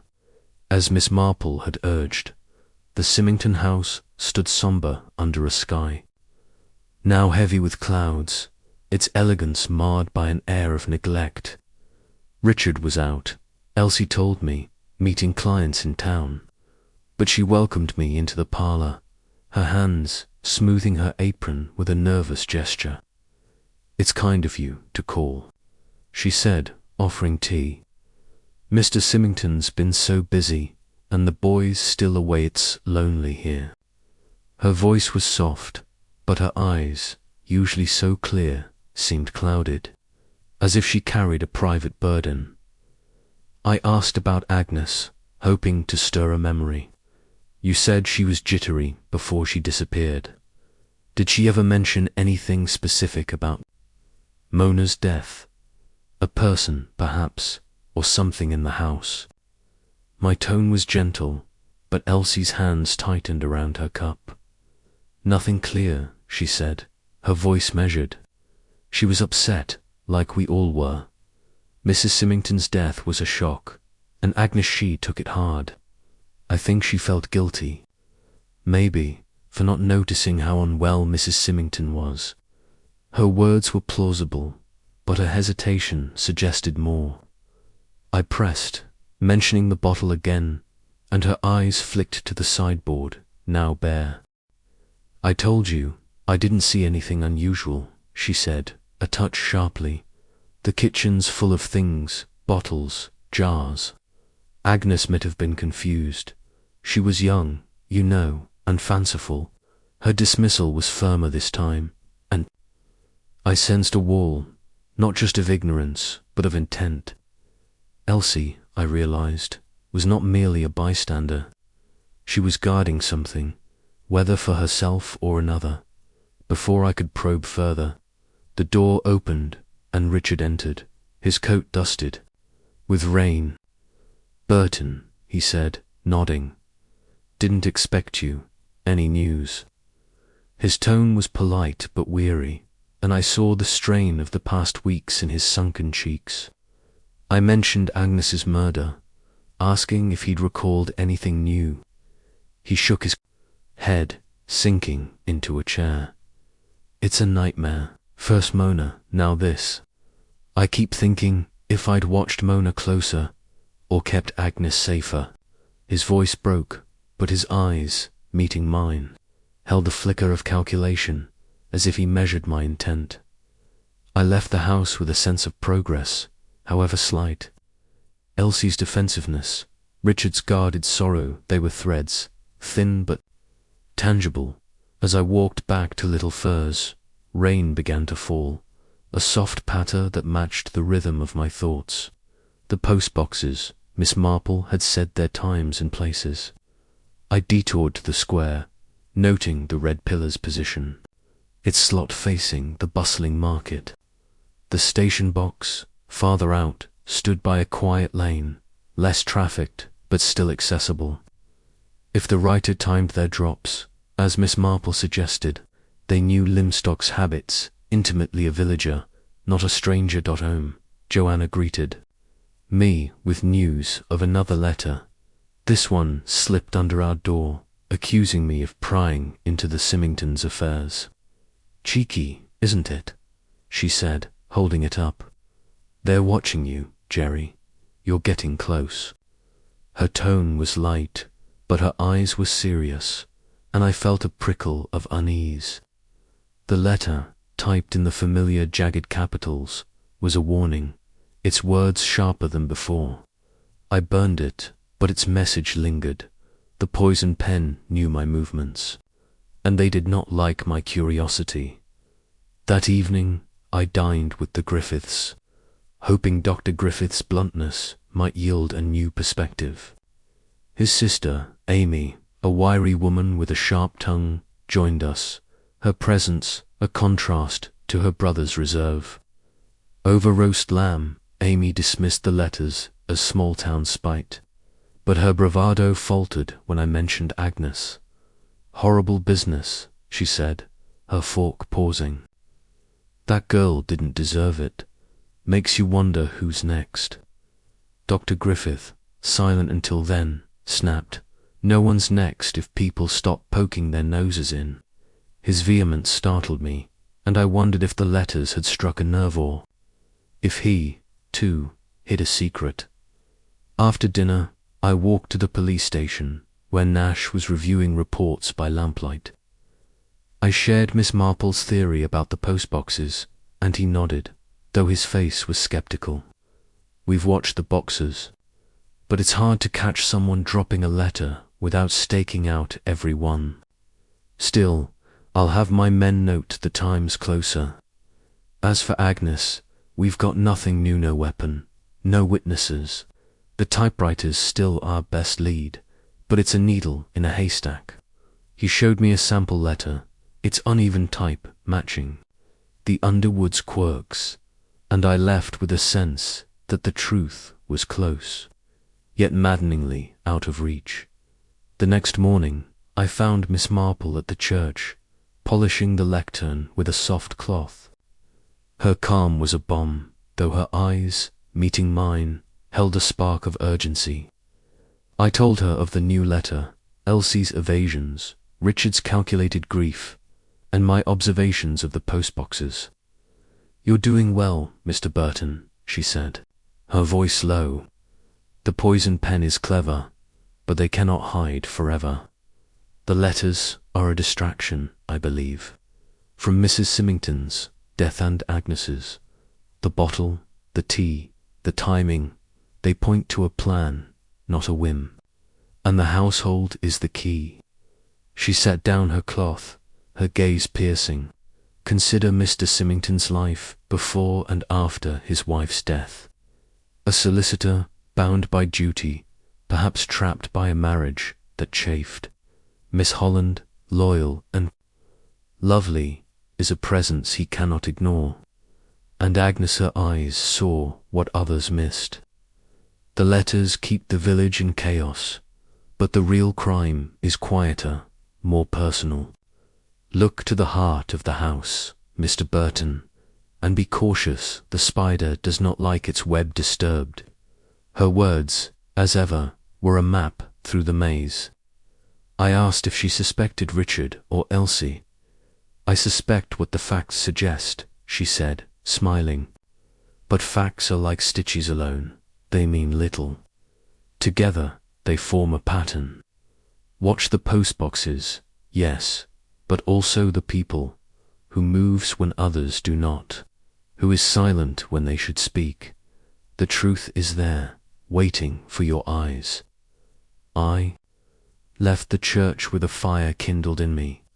The postboxes, the household, the silences, they were clues, and I would follow them.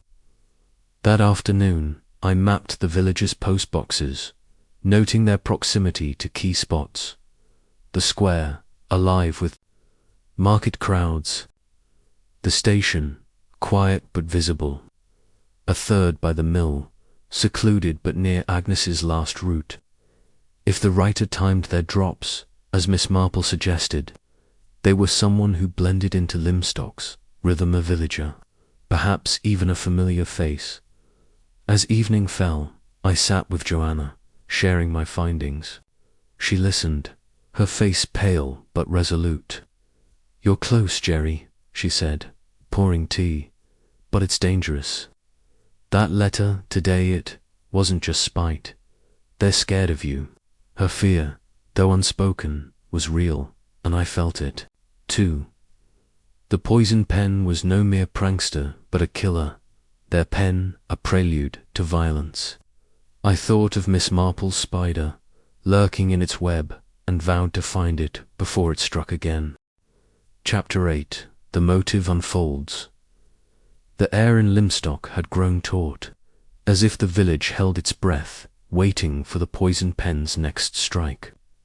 Mona Simington's death, cloaked in the guise of suicide, and Agnes's brutal murder had shattered the illusion of pastoral peace, leaving a community fractured by fear and suspicion. The letters, with their jagged type and cruel accusations, continued to arrive, each one a barb that widened the rifts among neighbours. I, Jerry Burton, found myself ensnared in the mystery, my resolve to uncover the truth fueled by Miss Marple's quiet wisdom. Her insistence that the letters were a smokescreen, hiding a deliberate crime within the Simington household, had sharpened my focus, though the killer's identity remained a shadow just beyond my grasp.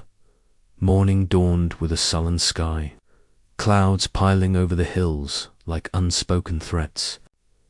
At Little Furze, Joanna was unusually quiet, her fingers tracing the rim of her coffee cup as she stared out the window. "It's suffocating, Jerry," she said at last, her voice low. "The village feels like a trap now. I saw Miss Ginch yesterday, practically jumping at her own shadow. And Mr Turville's closed his shop half days because customers won't come. These letters, they're not just words anymore. They're choking us." Her words, stark and unadorned, mirrored my own unease. Lymstock was unravelling, and the poison pen's latest letter to Usa accusing me of meddling suggested the writer was watching, their malice turning personal. I resolved to follow Miss Marple's latest counsel, to look to the heart of the Simington household, where motives and silences intertwined. But first, I needed to anchor myself in the village's shifting tides. I set out for the high street, where the morning market was a ghost of its former self. Stalls stood sparsely manned, their wares untouched as villagers hurried past, heads down. Mrs Cleat, her butcher's apron stained, muttered to herself, her latest letter accusing her of poisoning meat having driven away trade. At the bakery, the boy sweeping the step avoided my eye, as if my questions about the letters marked me as trouble. The post office, usually a hub of chatter, was silent save for the rustle of Miss Ginch's sorting. I asked if any new letters had arrived, and she nodded, her hands trembling. "To this morning," she whispered. "One for the vicar about his sermons being stolen, and another for Mrs Dane, saying she's been cheating at cards. It's wicked, Mr Burton, I check. Every postmark now, but they're all local, dropped right here in Limstock." Her fear was a pulse, and I noted the postbox outside, its red paint dulled by rain. Miss Marple's words about timing and place echoed if the writer chose their moments with care. They were someone who knew the village's rhythm intimately. I decided to test her theory, lingering by the square's postbox during the midday lull, when most villagers were at lunch. The street was quiet, save for a few passers-by, Dr Griffith striding toward his surgery, Mr Pye clutching a parcel, and Elsie Holland hurrying toward the Simingtons with a basket. None paused at the box, but their presence reminded me of the web Miss Marple described, everyone connected, everyone a potential thread. I jotted down the times and planned to watch the station box later, hoping to catch a pattern. My next stop was the vicarage, where I found Miss Marple in the parlour, her knitting needles clicking softly as Mrs Price poured tea. The vicar's wife was in a state, her latest letter hinting at an affair with the churchwarden, having left her indignant but shaken. "It's slander, pure and simple," she said, her voice trembling. "Clement's beside himself, and I'm half tempted to leave Lymstock altogether. Jane, you've seen this sort of thing before. But's to be done." Miss Marple's eyes, sharp beneath her gentle smile, met mine. "Patience, Maud," she said, her tone soothing but firm. "The truth has a way of surfacing, like a weed in a garden. Mr Burton, you've been observing, I see. What have you learned?" Her directness, as always, cut through the chatter, and I shared my morning's findings: the village's growing isolation, Miss Ginch's fear, and my watch on the postbox. I mentioned Elsie's presence in the square and Richard's absence, wondering if their routines held clues. "You're wise to watch the postboxes," Miss Marple said, setting her knitting aside. "But the household, Mr Burton, that is where the knot lies. Mrs Simington's death was no suicide, I am certain. The letters are a veil, hiding a murder made to look like despair. Agnes's death was a necessity to silence what she saw, and the Botolit's absence now is as telling as its presence then. Tell me, what do you know of Mr Simington's marriage, or Miss Holland's place in it? I admitted I knew little. Richard spoke of Mona with respect but no warmth, and Elsie's loyalty seemed to extend to him as much as the children. There's tension there, I said, but nothing clear. Richard's grieving, but it feels measured.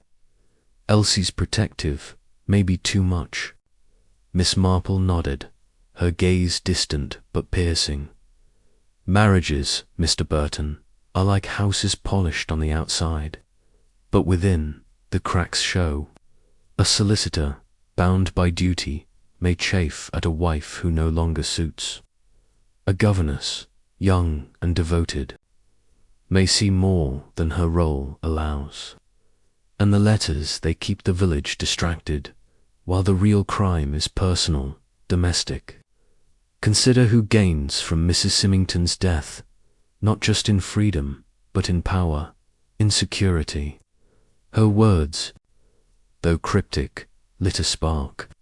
Richard, freed from a strained marriage. Elsie, cementing her place in the household. Or someone else, unseen. She leaned forward, her voice low.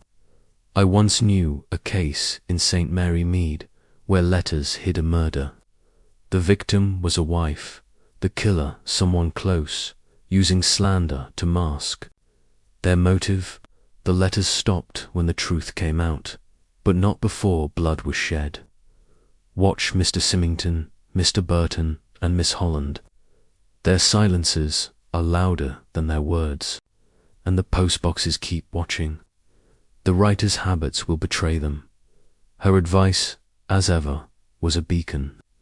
I thanked her and headed for the Simingtons, determined to probe deeper.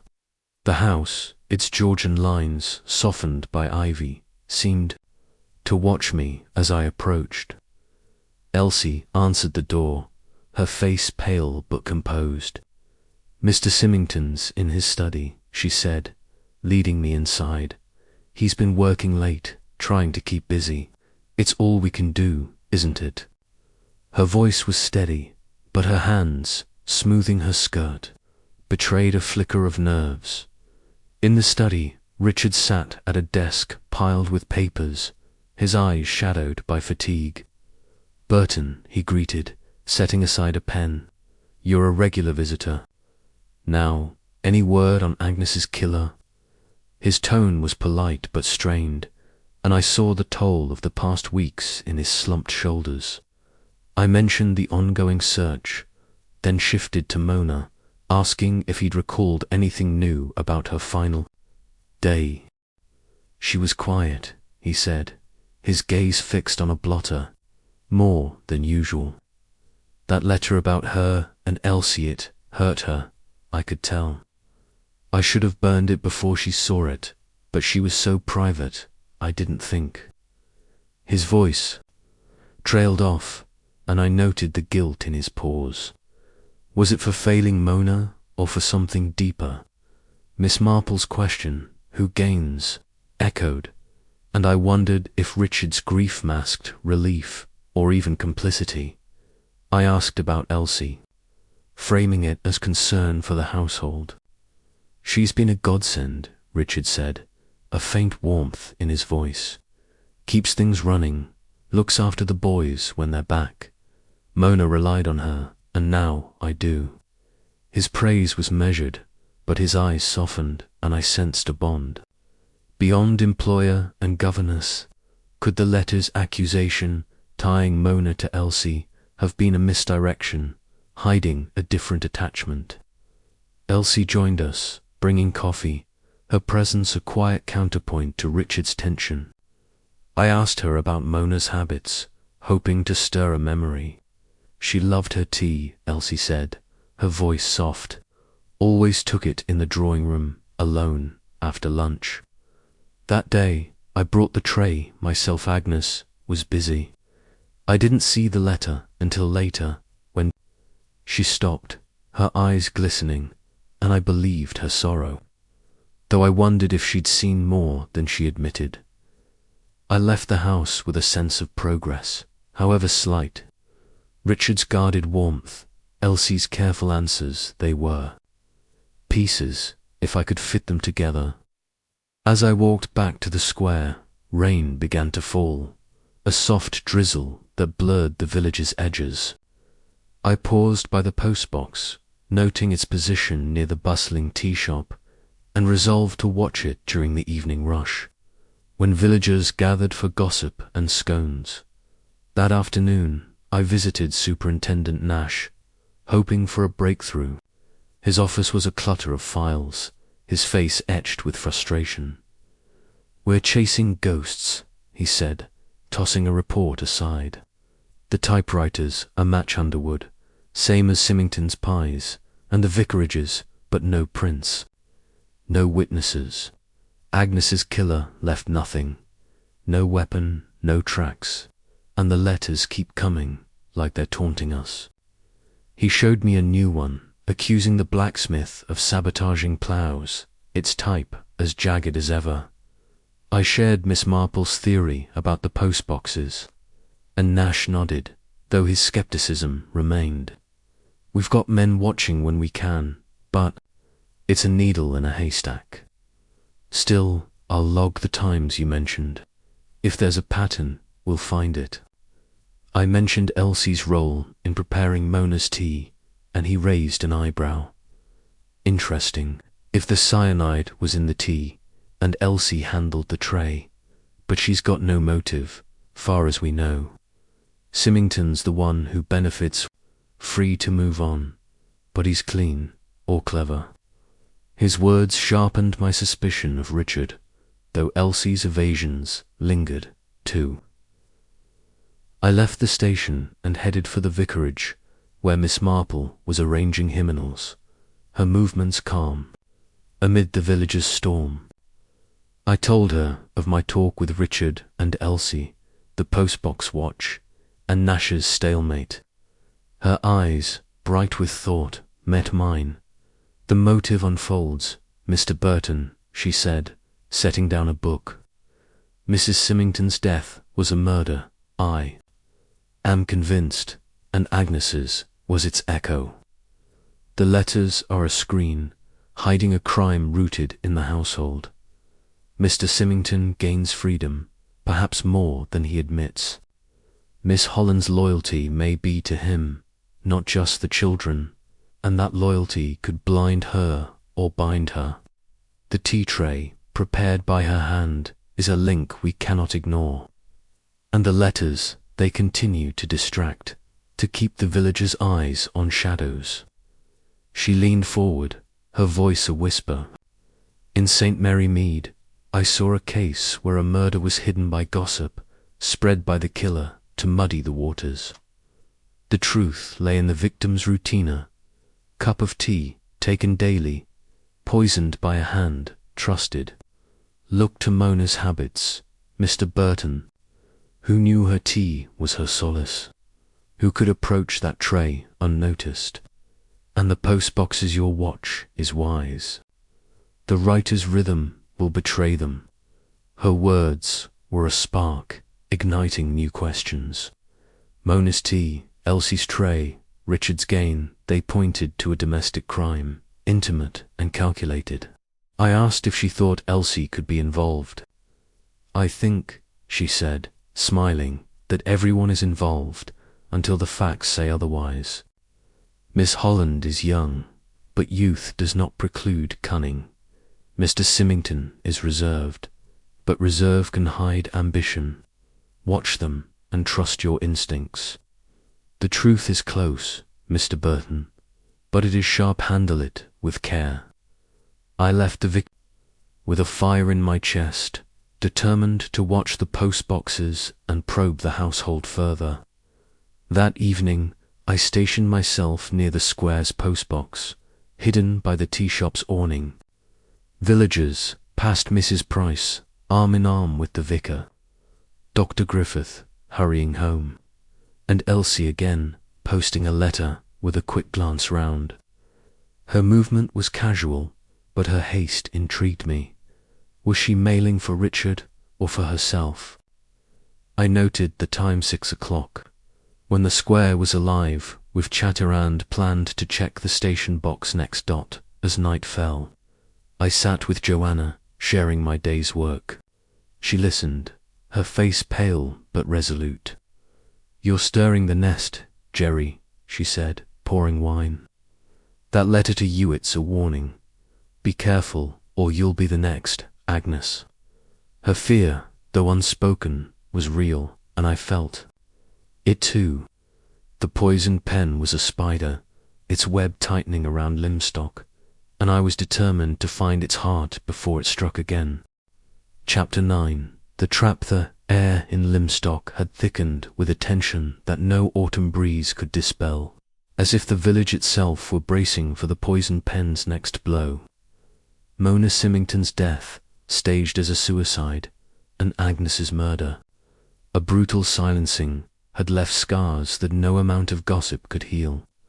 The letters, with their jagged accusations, continued to erode the villagers' trust, turning neighbours into strangers and friends into foes.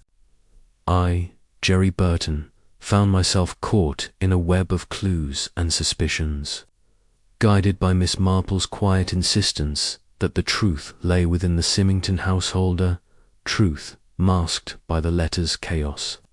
Her latest advice, to watch the post and probe the silences of Richard and Elsie, had sharpened my resolve.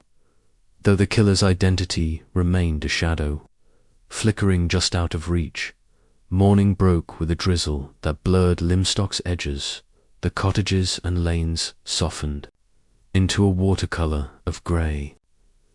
At Little Furze, Joanna was sorting through a stack of local newspapers, her brow furrowed. "Another letter hit the vicarage," she said, tossing a paper aside. "Accused Mrs Price of rigging the bazaar raffle. She's livid, but you can see it's breaking her spirit. And Jerry, I heard whispers in the market. People think Agnes's killer is one of us, someone we nod to every day. It's chilling." Her words, laced with unease, echoed my own thoughts. The poisoned pen was no distant menace, but a presence woven into Lymstock's fabric, its malice as familiar as the church bell's chime. I resolved to act on Miss Marple's counsel, to track the postbox's rhythm and press deeper into the Simington household's secrets. But first, I needed to gauge the village's pulse, to see how its wounds were shaping its suspicions. The high street was subdued, its usual bustle dampened by rain and fear. Mrs Cleat, behind her butcher's counter, sliced meat with a grim focus, her latest letter accusing her of selling tainted goods. Having emptied her shop of regulars, Mr Terville, the chemist, lingered in his doorway, his eyes scanning the street as if expecting the poison pen to appear. Even the children, usually a riot of laughter, played quietly, their games shadowed by their parents' whispers at the post office. Miss Ginch was a bundle of nerves, her hands fluttering as she sorted mail. I asked if any new letters had surfaced, and she nodded, her voice barely audible. "One for Mr Dane, the blacksmith, claiming he's been forging tools on the sly. Posted yesterday, right here in the square. I'm scared to touch the post now, Mr Burton. It's like they're watching us all." Her fear was a mirror of the villagers, and I noted the postbox outside, its slot a silent gateway for the poison pen's work. Miss Marple's theory that the writer timed their drops to evade notice felt truer with each passing day, and I vowed to watch the boxes closer. My morning's observations complete, I headed for the police station, hoping Superintendent Nash had new leads. His office was a chaos of papers, his face etched with the strain of a case that refused to yield. "We're drowning in letters," he said, gesturing to a pile of envelopes. "Same type, same clippings, no prints. The postbox watch is helping me are dropped in the square, late afternoon or evening when it's busy, but catching someone in the act, like finding a ghost. He leaned back, rubbing his eyes. Agnes's murder weapons, still missing likely a poker or a heavy stick, but nothing's turned up, and Mona's cyanide. Simington's stock is clean, but it's not hard to get if you know where to look. I shared my latest findings. Evasions about the tea tray, Richard's measured grief, and my watch on the postbox. His Nash nodded, his interest piqued by the timing. If the writer's that careful, they're local, no question. Someone who knows when the square's packed, when eyes are off the box. Simington's a possibility his typewriter matches, and he's got motive, widowed and free. But Elsie, she's got no reason to kill, unless there's something we're missing. His words sharpened my suspicion of Richard, though Elsie's guardedness lingered. A puzzle within the puzzle. I suggested a plan, inspired by Miss Marple's talk of piercing the fog. What if we set a trap? A fake letter, accusing someone. Specific, say Richard of something tied to Mona's death. Send it to his house, watch how he reacts. If he's guilty, he might slip burn papers, act nervous. If not, we'll see who else stirs. Nash's eyes lit up, though his caution remained. Risky, but it could shake something loose. I'll draft it something about him poisoning Mona, vague but pointed. We'll post it tomorrow, keep eyes on the house. You in? I agreed, feeling a thrill at the prospect of action. The trap was a gamble, but the poison pen's web was tightening, and we needed to force a move. I left the station and headed for the vicarage, eager for Miss Marple's insight. She was in the garden, clipping deadheads from a rose bush, her shawl damp with drizzle. Mrs Price, bustling nearby, filled me in on the latest gossip. A letter to the vicar, accusing him of neglecting his flock, and another to Miss Burton, hinting at a scandal in her family's past. It's relentless, Mrs Price said, wringing her hands. Jane, you've seen this before, how does it end? Miss Marple's eyes, sharp beneath her gentle demeanour, met mine. It ends with truth, Maud, though the path is thorny. Mr Burton, you've been busy. What brings you? Her directness, as always, demanded candour, and I shared my morning's work. The postbox watch, Nash's stalemate, and the plan for the fake letter. I mentioned Elsie's careful answers and Richard's subtle warmth toward her, wondering if they pointed to a motive. A bold plan, Miss Marple said, setting down her shears. And timely. The poison pen is clever, but pressure reveals cracks. Mrs Simington's death was a murder, I am certain, and Agnes's was its shadow. The letters are a distraction, keeping the village in turmoil, while the real creamer, domestic, one hides in plain sight. Your trap may flush out the truth, but be prepared. The killer is close, Mr Burton, and close things are the hardest to see. She paused, her gaze piercing. Tell me, what do you make of Mr Simington's life? Now, without his wife, and Miss Holland's role in it. I admitted Richard seemed freer, his grief tempered by a quiet relief, as if a burden had lifted. Elsie's devotion, I noted, extended beyond the children, her glances at Richard carrying a warmth that hinted at more. Could the letter about Mona and Elsie have been a misdirection? I asked, pointing to a scandal that wasn't there to hide a real one. Miss Marple nodded, her fingers tracing a rose stem. A clever thought. Letters lie, Mr Burton, but their lies can reveal. In St Mary Mead, we had a case where accusations masked a truth no one suspected. A husband, freed by a wife's death, drawn to another. The letters pointed elsewhere, But the heart of the crime was in the home. Watch Mr Simington's actions after your letter arrives. And Miss Holland, her loyalty may be her strength or her weakness.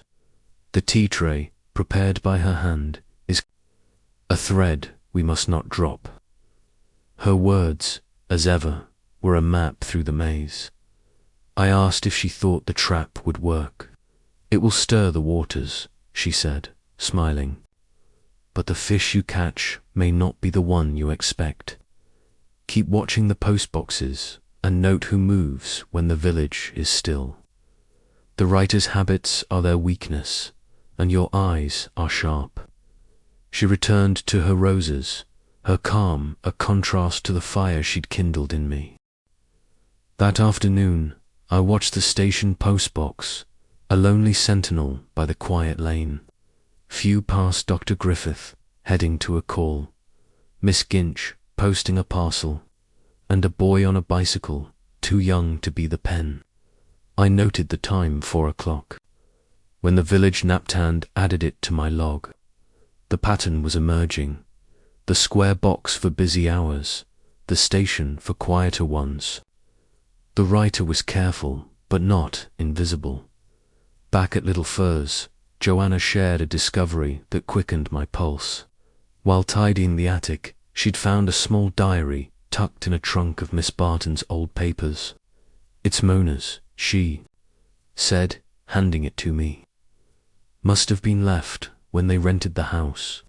It's mostly mundane appointments, menus, but there's entries about tension at home. No names, just hints of arguments, someone she didn't trust. Look here." She pointed to a page dated a week before Mona's death. "He's changed, colder now. I see it in his eyes, and hers too. I can't stay silent forever." The words, vague but heavy, suggested a rift, perhaps with Richard or Elsie. I tucked the diary away, determined to study it later. It was a clue, fragile but real, and I felt the web tightening further.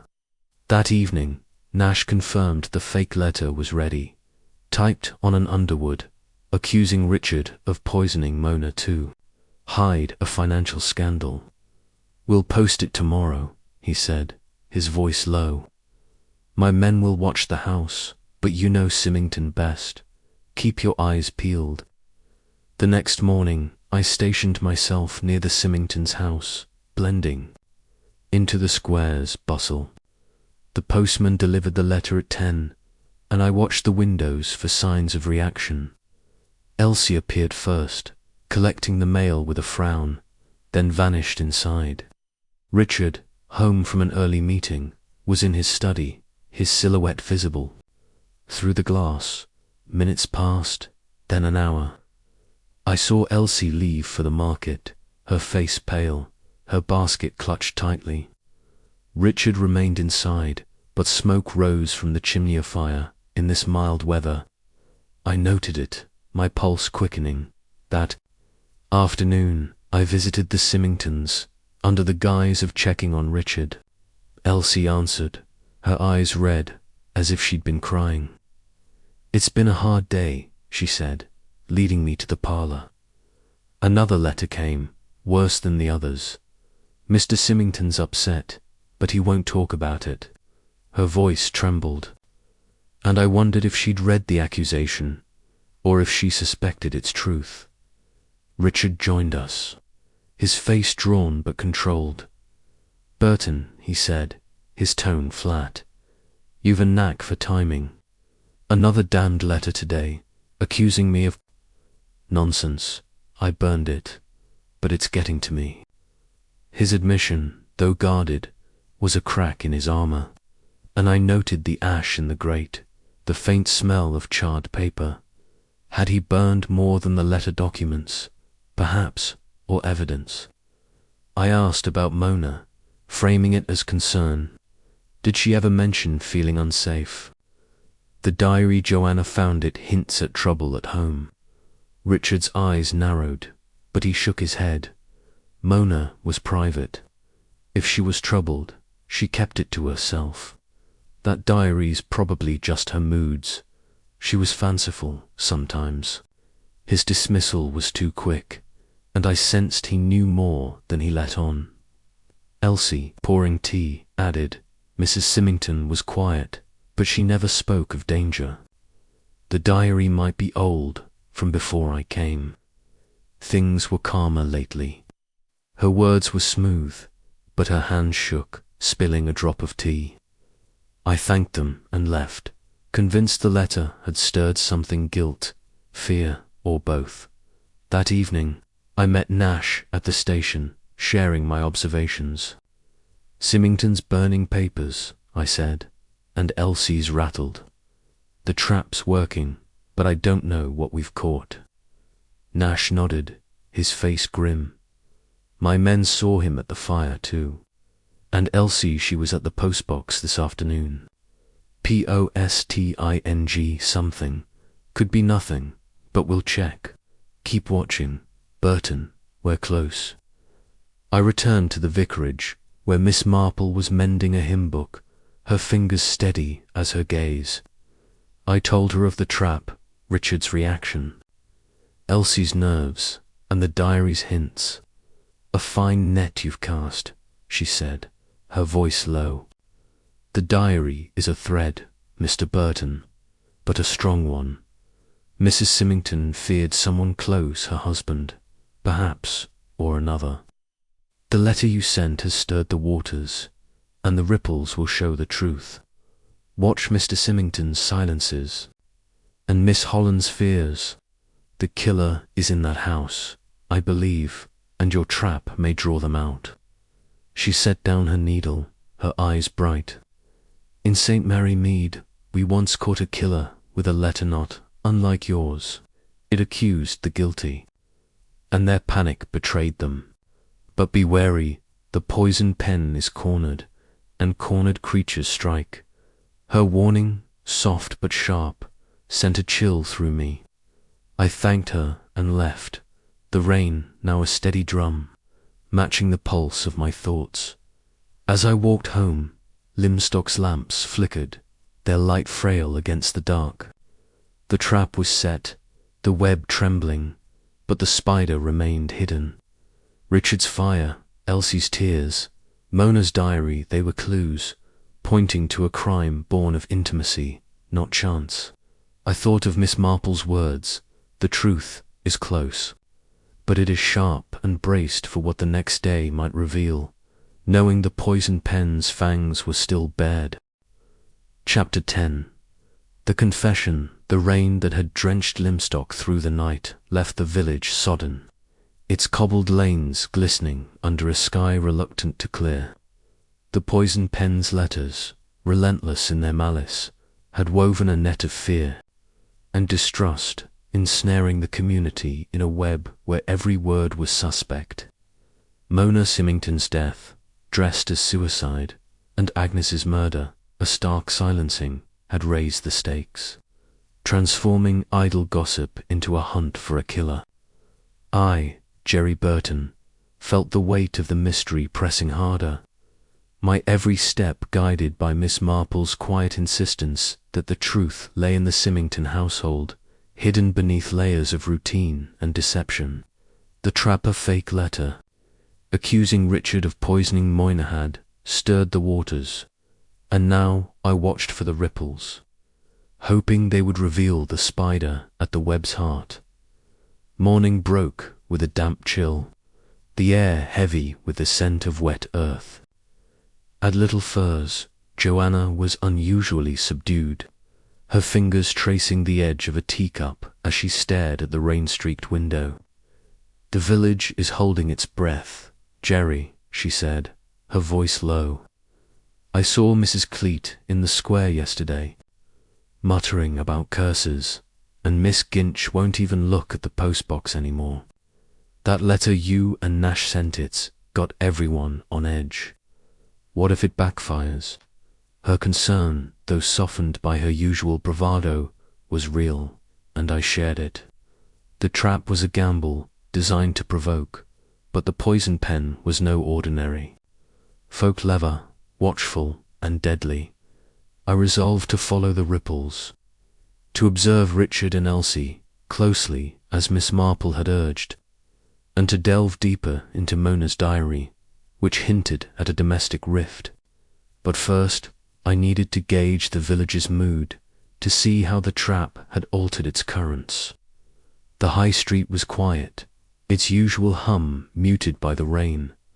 Mr. Turville, the chemist, stood in his shop's doorway, his face drawn as he nodded.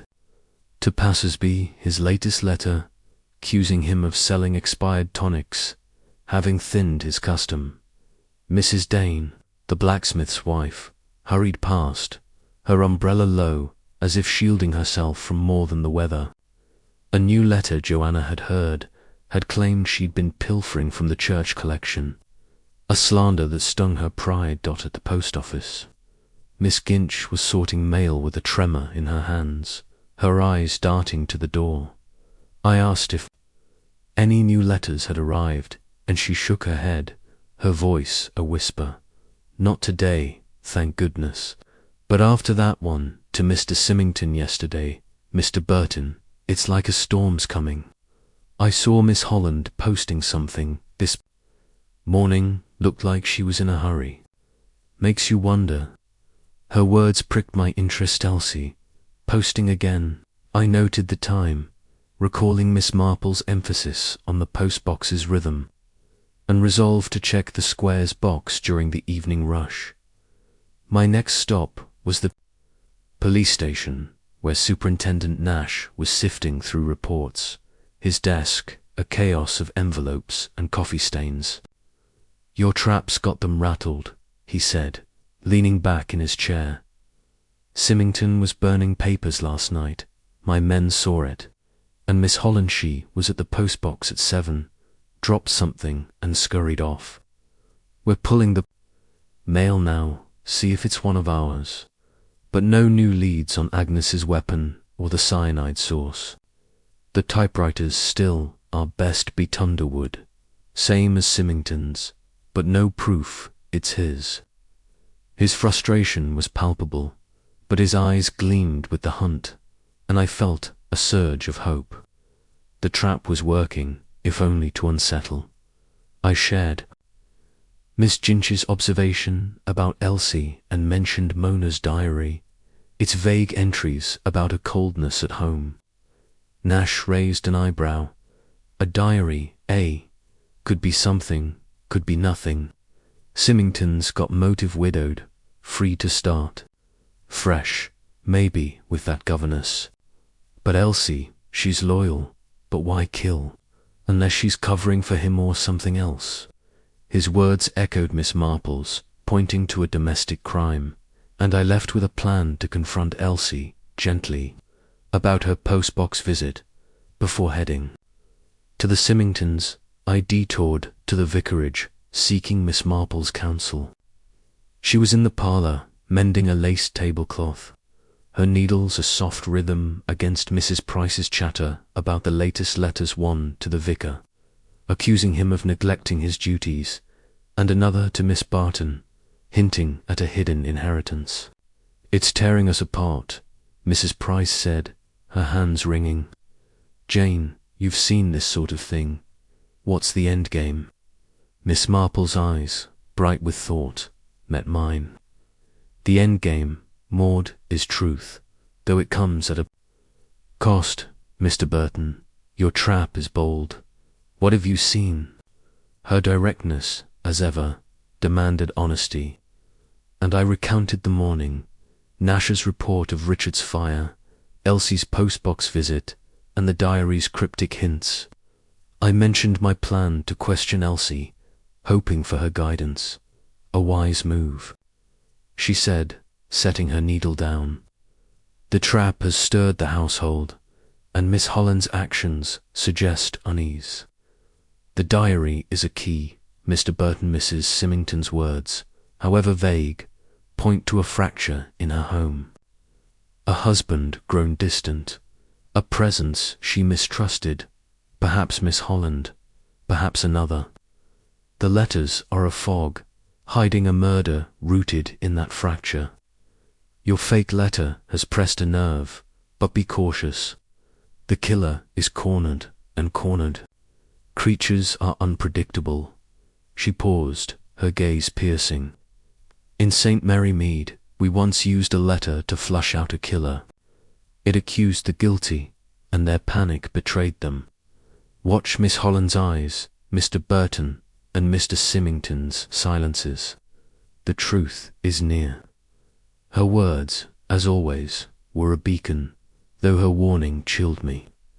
I asked if she thought Elsie could be the poison pen. I think, she said, smiling faintly, that everyone is a possibility until the facts narrow the field. Miss Holland is devoted, but devotion can mask ambition or fear. Mr Simington's freedom is a motive, but freedom for what? The diary may tell you more. Read it closely and press Miss Holland gently. Her secrets, if she has them, will surface under pressure. I thanked her and headed for the Simingtons, the rain now a steady patter against my coat. The house loomed sombre, its windows dark despite the hour. Elsie answered the door, her face pale, her hands clutching a duster.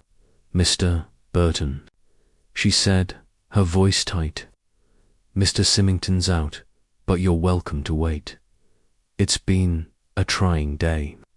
Her eyes, usually clear, were clouded, and I sensed the trap's effect. I followed her to the parlour, noting the faint smell of Smoke Richard's fire still lingering. I began with condolences, then shifted to Agnes, asking if Elsie had recalled anything new.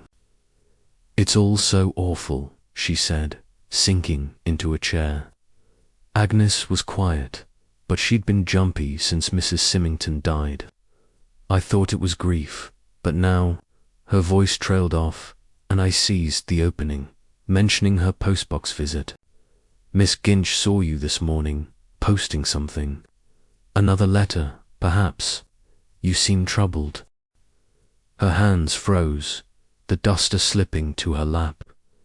I was sending a note to my sister, she stammered, her cheeks flushing. Nothing more. Why would you think? Her protest was too quick, and I pressed, keeping my tone gentle but firm. The letters, Elsie.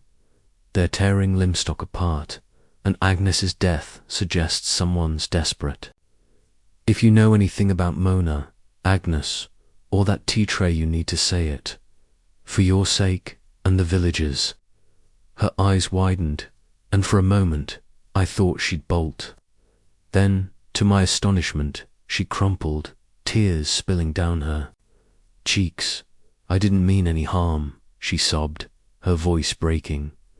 The letters I wrote some early on, just a few as a lark to stir things up.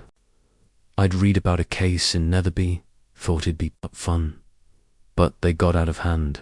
Mr Burton, someone else took over, made them crueler. I stopped, I swear, but then Mrs Simington died, and Agnes, and I'm so scared. Her confession, raw and unexpected, stunned me. Elsie, the poison pen. Or one of them. I steadied her, urging her to explain. It was stupid, she said, wiping her eyes.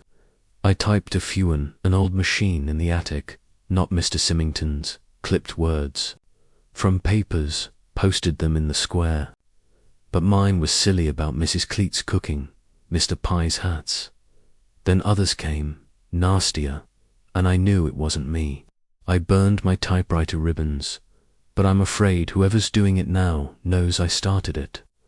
That letter yesterday to Mr Simington, it wasn't mine, but it terrified me. Her words, halting but vivid, shifted the puzzle's pieces. Elsie had sparked the letters, but another hand had turned them deadly, using her prank as a cloak. I asked about Mona's tea tray, the bottle Agnes saw. I don't know, she insisted. I brought the tray, like always, but I didn't see any bottle. Agnes was fussing that day, said something about the sideboard, but I thought she was just nervous. I wish I'd listened. Her regret seemed genuine. But her fear of the true poison pen suggested she knew more than she admitted. I left her with a promise to tell Nash, urging her to stay calm. The confession, though partial, was a crack in the web, but the real killer remained hidden. I headed for the station, where Nash was reviewing the mail pulled from the postbox. Nothing from Elsie, he said, disappointed. Just bills and a letter to her sister, like she said. But Simingtons still burning papers. My man saw him at it again this morning. Your trap's got him spooked, Burton, but we need more than smoke to pin him. I shared Elsie's confession, and Nash's eyes widened. She started it. Bloody hell, that's a twist. If she's telling the truth, someone hijacked her game, turned it lethal. Simington's still my bet motive. Means, and now he's destroying evidence.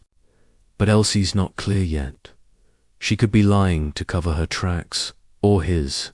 He promised to question her, but cautioned me to keep it quiet. If the village hears, it'll be a lynch mob. We need the real pen, not a scapegoat. That evening, I studied Mona's diary, its pages a faint echo of her voice. Entries spoke of strain. He looks through me now, as if I'm not here. Her smiles are too bright, too close, but no names, only shadows. One line, dated days before her death, stood out. I saw the truth today, in the study. I can't bear it, but I must act. The study, Richard's domain, where he'd burned papers. I felt a chill, sensing Mona had stumbled on a secret that cost her life. I visited the vicarage, where Miss Marple was arranging flowers, her hands steady as her gaze. I told her of Elsie's confession, Richard's fires, and the diary's hints. A confession, indeed, she said, setting down a lily. Miss Holland's role is clearer, but not complete. She lit the spark, but another hand fanned the flame. The diary, Mr Burton, is a window. Mrs Simington saw something in that study, something that threatened her. The letters are a screen, hiding a murder born of that threat. Mr Simington's actions, burning papers, closing ranks, suggest guilt, but of what? And Miss Holland, her fear may be of the killer, or of her own part. She leaned forward, her voice low. In St Mary Mead, we had a case where a confession hid a greater crime. A woman admitted to a prank, but the true killer used her guilt to mask their own. Your trap has shaken the household, but the killer is still weaving. Watch Mr Simington's next move, and Miss Holland's silence. The diary's truth is the key. Find what she saw in that study. Her words, as ever, were a spark in the dark. I asked if she thought Richard was the killer. I think, she said, smiling, that the facts are aligning, but they must be tested.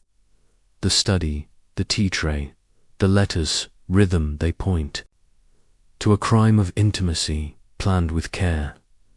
Be cautious, Mr Burton. The poison pen is desperate now, and desperation is dangerous. Her warning, soft but sharp, lingered as I left. The rain a steady drum against my thoughts.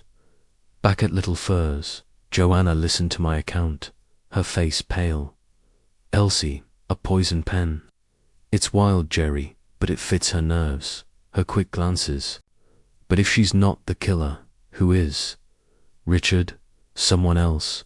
Her questions mirrored mine, and I had no answers, only a burning need to follow the diary's clue. The study, Mona's truth, Richard's fires, they were threads leading to the web's heart.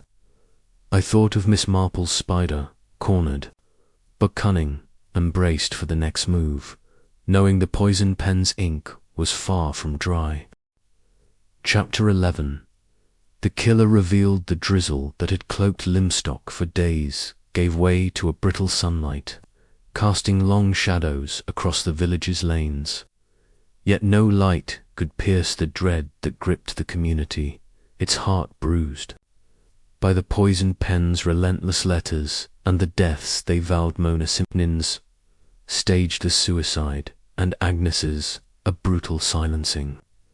The fake letter accusing Richard Simington of poisoning his wife had stirred the household, yielding. Elsie Holland's confession that she'd sparked the letters as a prank, only for another hand to turn them deadly. Mona's diary, with its cryptic hints of a truth seen in the study, had tightened the web, pointing to a domestic crime. I, Jerry Burton, felt the mystery's weight like a stone, my every step guided by Miss Marple's quiet certainty that the killer lurked within the Simington household, their motive hidden in silences and routines. Morning broke with a chill that seeped into little Furz's parlour, where Joanna sat with a cup of tea, her eyes fixed on the garden's fading roses. "Elsie's confession changes everything, Jerry," she said, her voice low. "If she started the letters, who took them over? Richard, someone else. And that diary Mona knew something, didn't she? It's why she's dead." Her words, sharp with unease, mirrored my own thoughts. The trap had exposed Elsie's role, but the true poison panther killer remained a shadow, their presence felt in every new letter that arrived, accusing villagers of sins both petty and profound. I resolved to follow Miss Marple's latest counsel, to probe the diary's hint of a truth in the study, and to watch Richard and Elsie for signs of panic or guilt. The village, though, demanded my attention first, its pulse a gauge of the trap's ripples. The high street was a study in tension, its usual rhythm faltered. Mrs Cleat, at her butcher's stall, served customers with a scowl, her latest letter claiming she'd bribed the market inspector, having soured her trade. Mr Tovall, the chemist, lingered in his shop, his face pale as he sorted vials, a new accusation of overcharging patients weighing on him. Even the vicar, passing with a nod, seemed diminished, his latest letter hinting at a secret vice having dulled his warmth. At the post office, Miss Ginch was a bundle of nerves, her hands trembling as she sorted mail. I asked about new letters, and she nodded, her voice a whisper. One for Mrs Price, about her sewing circle being a front for gossip, posted yesterday in the square. I'm scared to look at the post now. Mr Burton, it's like they know everything. Her fear was a pulse, and I noted the postbox's position, its slot a silent accomplice to the poison pent's work. Miss Marple's theory about timing drops during busy hours or quiet lulls felt truer with each report, and I planned to watch the station box that evening, hoping to catch a glimpse of the writer's shadow.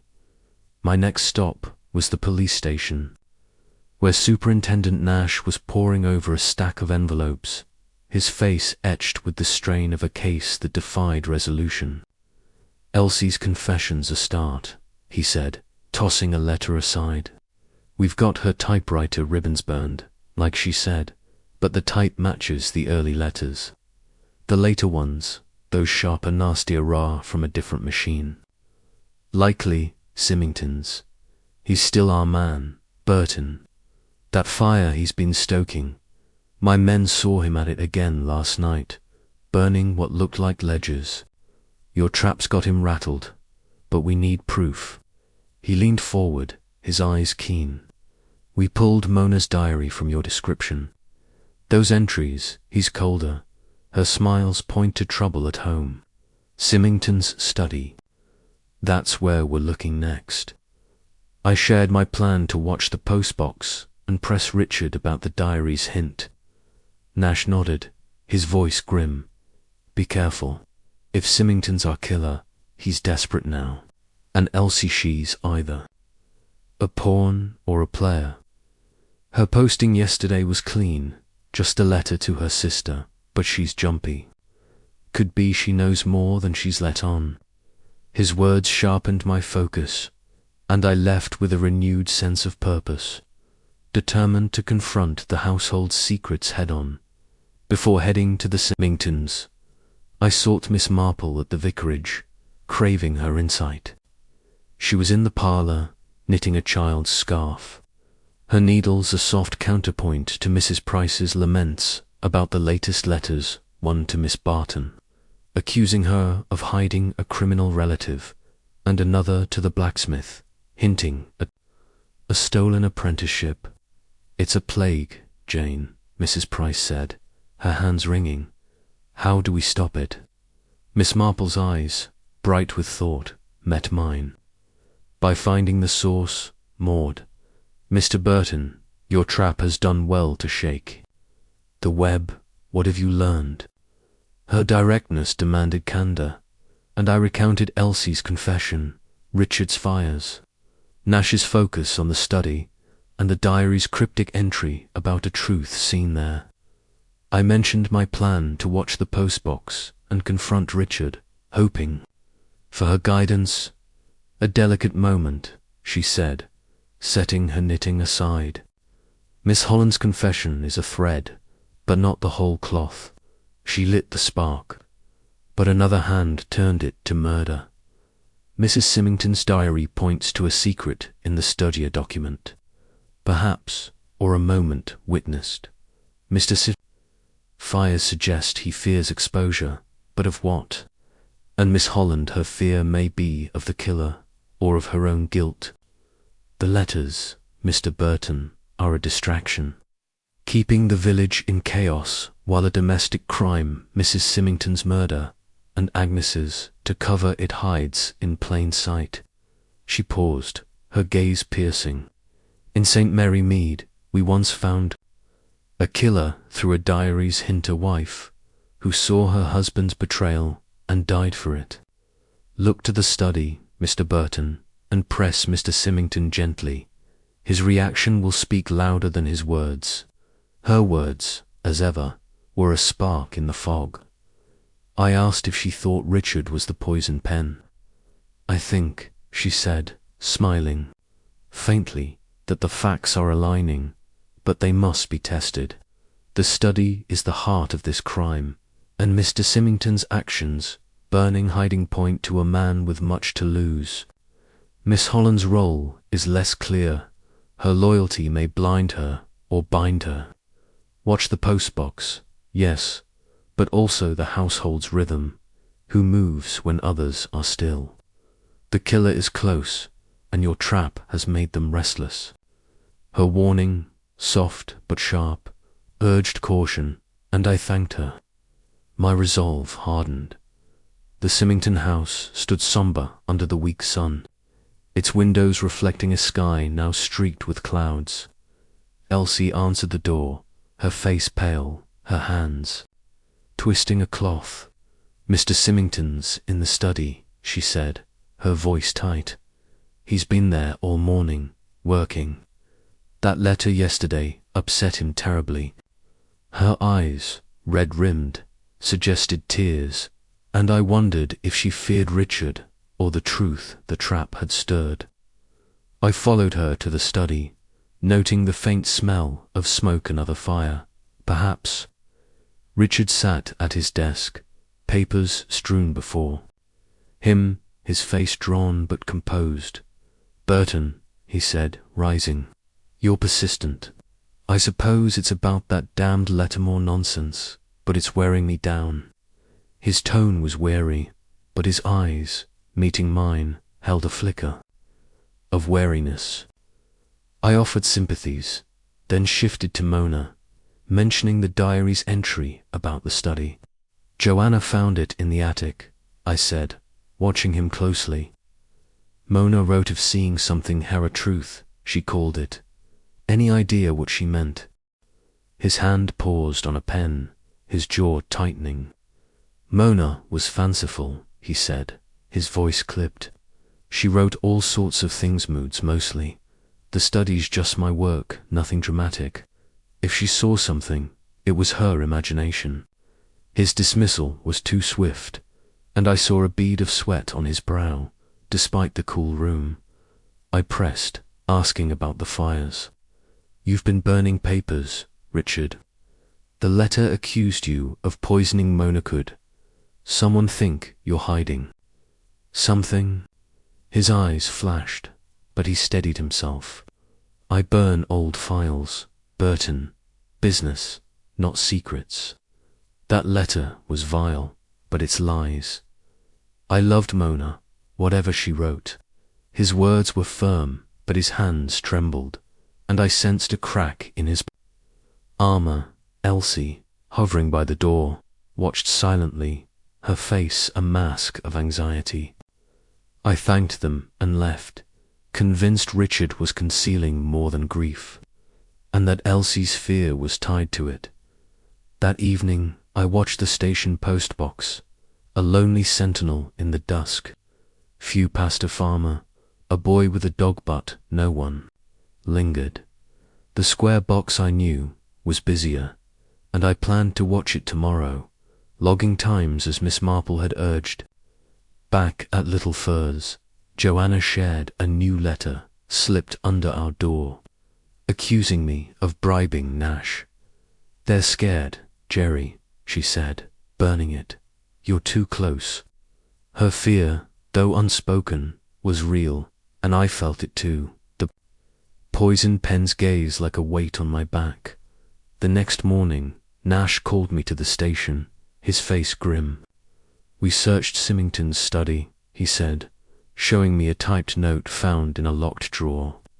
"It's a draft of a letter accusing Mona of infidelity not sent, but it matches the poison pen's style, and the typewriter's his Underwood. Exact quirks. He's our man Burton, but we need more. He's claiming it's a prank, something he typed to test the machine. Weak, but it holds for now." The find was a breakthrough, but Richard's denial frustrated me, and I resolved to confront him with Miss Marple's help. At the vicarage, I gathered Nash, Richard, Elsie, the Prices, and Miss Marple under the pretense of discussing the letter's impact. The parlour was tense, the air thick with unspoken accusations. Miss Marple, seated by the fire, her knitting idle, took the lead, her voice calm but commanding. "We are here," she said, "because Lymstock bleeds, and the wound is not random. Mrs Simington's death was no suicide, but a murder, and Agnes died to keep it hidden. The letters are a veil, hiding a crime born in the heart of a home." The room stilled, eyes fixed on her. She turned to Richard, her gaze gentle but unyielding. "Mr Simington, your wife's diary speaks of a truth in your study, a truth." That frightened her. "Papers, perhaps, or a plan. You've burned much lately, have you not? And the letter found in your drawer typed on your machines suggests you knew more than you've said." Richard paled, his hands gripping the chair. "That's absurd," he stammered. "The letter was a test, nothing more. I burned old files, business, not evidence. Mona took her life, and I'm as broken as anyone." His protest was fierce, but his eyes darted to Elsie, who stood frozen, her face ashen. Miss Marple continued, her voice soft but relentless. "Miss Holland, you confessed to starting the letters, a prank that turned deadly. But the true poison pen used your spark to hide a murder. You prepared Mrs Simington's tea that day, did you not? And Agnes saw some finger bottle, a gesture that made her a threat. Your fear, my dear, is not just of the killer, but of what you suspect." Elsie sobbed, shaking her head. "I didn't kill her. I loved Mrs Simington. The tea was just tea, swear it." Her cry was raw, but Miss Marple's eyes shifted back to Richard, and then, to everyone's shock, "To the truth, I fear," she said, "that we have been misled. The killer is not Mr Simington, nor Miss Holland, but Mrs Simington herself. Mona Simington, alive in our minds as a victim, was the poison pen, and her death was a miscalculation. She wrote the letters not to distract, but to frame her. Husband for a crime, she planned her own staged suicide, meant to ruin him. The room gasped, but Miss Marple pressed on. Mona's diary reveals a woman consumed by jealousy and fear. Years ago, she killed Richard's first wife, a crime. Buried as an accident. Richard suspected, but could not prove it. Mona, learning he might expose her, devised a plan. Poison herself with a non-lethal dose. Leave a letter accusing Richard, and let scandal destroy him. The other letters were her cover, a village-wide chaos to mask her intent. But she misjudged the cyanide and died. Agnes, seeing Mona prepare the dose, was killed to silence her Mona's final act. Through an accomplice perhaps, or a desperate moment we've yet to uncover. Richard collapsed into his chair, his face a mask of horror. "My God," he whispered. "I suspected her moods, her silences. But murder, I thought she was ill, not evil." Elsie wept, her hands covering her face, and I saw the truth settle over the room like dust. Miss Marple's eyes softened, but her voice held firm. The letters were Mona's weapon, typed on her husband's machine to implicate him. Agnes's death was her safeguard, though how she arranged it remains unclear. Perhaps a hired hand or a moment of panic. The diary, Mr Burton, was the key. Her words of betrayal, her fear of exposure. She was the spider, and Lymstock her web. Nash, stunned but quick, nodded. "We'll search the house again, check her papers. If she kept cyanide or notes, we'll find them. Burton, you, and that diary, you've cracked it."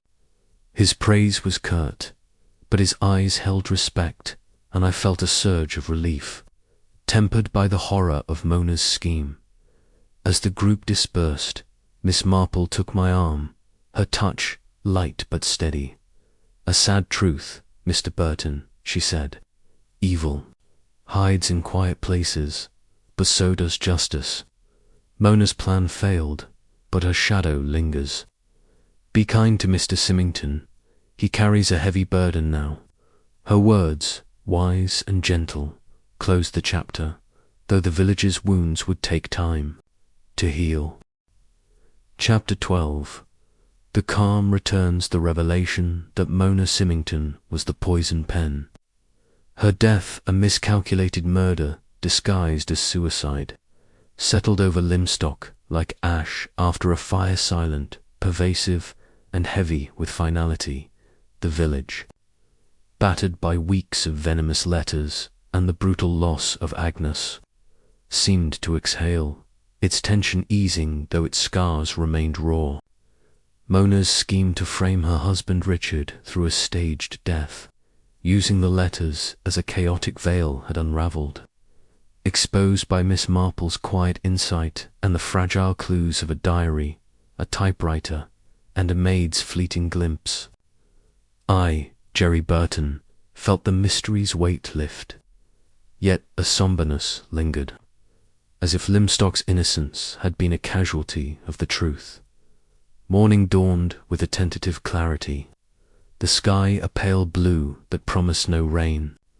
At Little Furze, Joanna was in the kitchen, slicing apples for a pie, her movements brisk but her face thoughtful. "It's over, isn't it, Jerry?"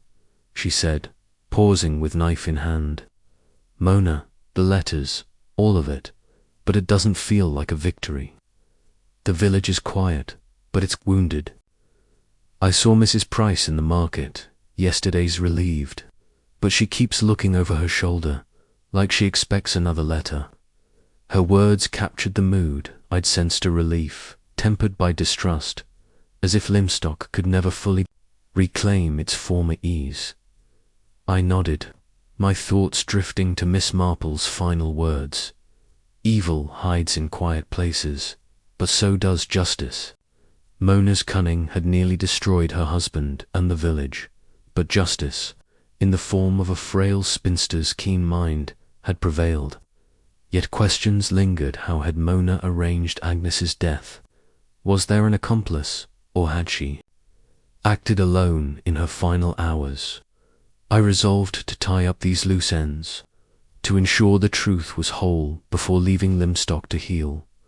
My first task was to visit the police station, where Superintendent Nash was compiling his report on the case. The high street, though subdued, showed signs of life. Mr. Turville, the chemist, was restocking his shelves. His latest letter accusing him of diluting medicines, now a grim memory. Mrs Cleat, at her butcher's stall, served customers with a cautious smile, her trade slowly returning after a slander about spoiled meat. Even Miss Ginch, at the post office, sorted mail with less tremor, though her eyes still flicked to the post box outside. Its red slot, no longer a gateway for venom. Nash greeted me in his cluttered office, his desk strewn with files and a type underwood from the Simingtons' attic, its keys now silent. "You've done good work, Burton," he said, offering a cigarette. "That diary, your trap, it cracked the case wide open. We've searched Mona's things, found her notes in a locked box under her dressing table, sketches of letters, clippings, even a vial of cyanide left over from her dose, hidden in a perfume bottle. She planned it all, down to the last word." His voice was grim, but his eyes held a spark of satisfaction, the hunter's thrill at closing a chase. I asked about Agnes's murder, the one piece still jagged in the puzzle. Nash leaned back, exhaling smoke. "That's the tough one. Mona was dead when Agnes was killed, so either she had help, or Agnes saw something before. Mona's death that made her a threat later. My bet's on the former. Mona's notes mention a contact. No name, just hints of someone she paid to run errands. Could be a vagrant, a delivery boy, someone desperate for cash. We're tracking it, but it's thin. The poker, we think. Killed Agnes Glean. No prints. Found in a ditch by the mill. Could have been Mona's, used by her accomplice." His theory, though incomplete, felt plausible, and I sensed Mona's reach had extended beyond her grave, her malice a poison that lingered. I shared Miss Marple's theory that Agnes saw Mona prepare the cyanide, perhaps in the drawing room, and was silenced to protect the plan. Nash nodded, jotting a note. "Makes sense. Agnes's talk of a bottle fits Mona, may have mixed the dose there, thinking no one saw. If Agnes caught her, and Mona knew it, she could have arranged a fallback. We'll keep digging, but the main thread's clear. Mona was the pen, and her death was her own trap gone wrong." He promised to update me, and I left with a sense of closure, though Agnes's killer remained a ghost, a shadow Mona had conjured and left behind. My next stop was the Simingtons' house, drawn by a need to see Richard and Elsie, to gauge how they bore the truth. The Georgian facade, once imposing, seemed softened by the morning light, its windows catching the sun. Elsie answered the door, her face pale but her eyes clearer than before. "Mr. Burton," she said, her voice soft. "It's kind of you to come. Mr. Simington's in the garden, tending the roses. He's trying to find his way."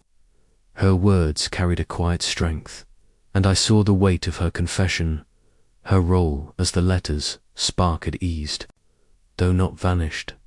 In the garden, Richard stood among the roses, pruning shears in hand, his face etched with a sorrow deeper than before. "Burton," he greeted, setting the shears down. "You've done more than I can thank you for." Mona, I still can't believe it.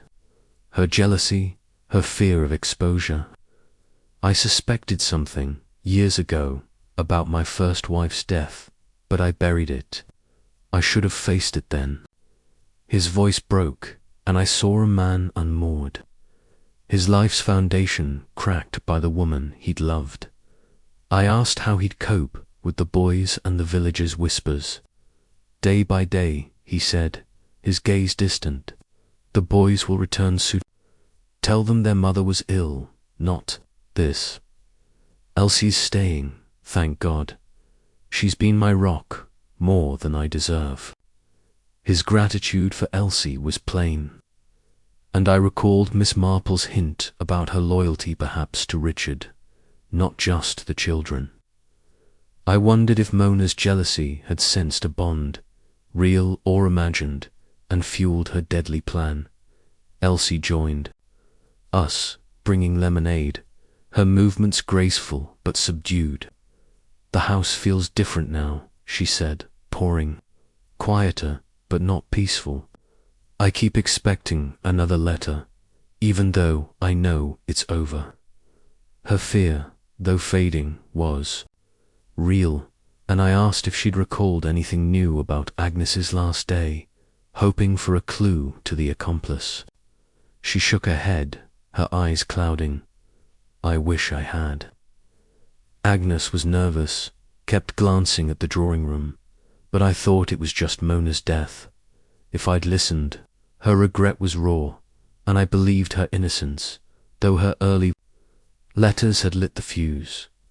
I left the Simingtons with a sense of their resilience, fragile but growing. Richard's grief was for a wife he'd never truly known, Elsie's for a mistake that had spiraled beyond her control. As I walked back to the square, the village seemed to stir, its rhythm returning. Children played by the church, their laughter a tentative note. Mrs. Price, arm in arm with the vicarage, waved from the vicarage gate. The poison pen's grip was loosening, but Lymstock would bear its marks for years, a cautionary tale etched in memory. At the vicarage, I found Miss Marple in the parlour, packing her knitting into a tapestry bag, her visit nearing its end. Mrs. Price, bustling with tea, was subdued, her relief at the cases close-tempered by the villagers' wounds. It's a miracle, Jane, she said, setting down a tray. You saw what we couldn't, Mona, of all people. But how do we heal after such betrayal? Miss Marple's eyes, warm but piercing, met mine. Time, Maud, and kindness. Villagers are strong, like old trees they bend, but they endure. Mr. Burton, you've done well. The diary, your trap, your persistence, they brought light to a dark place. What do you make of the end? Her question, as ever, invited reflection, and I shared my mourning. Nash's findings, Richard's sorrow, Elsie's regret, and the lingering question of Agnes's killer. A thorough accounting, she said, folding her shawl. Mrs. Simington's plan was a web of her own spinning, but it caught her in the end. The cyanide, hidden in her perfume bottle, was her weapon, misjudged in its strength.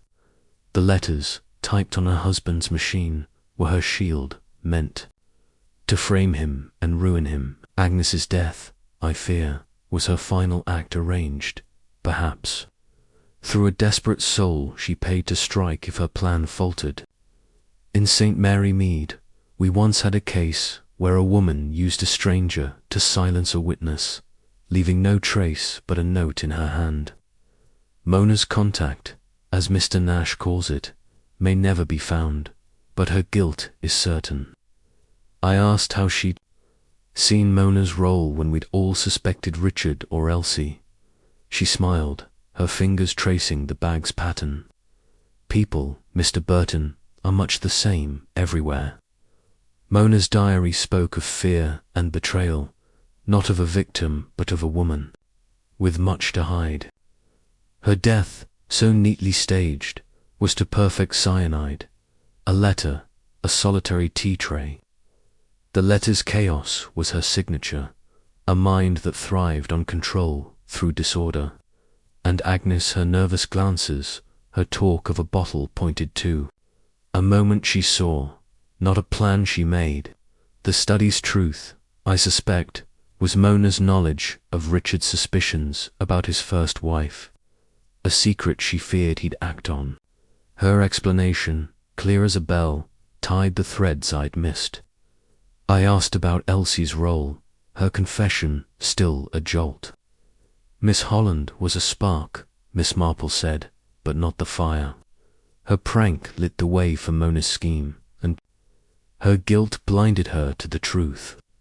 She is young, Mr Burton, and youth learns through error. She carry her part, but not alone. Mr Simington needs her now, more than he knows.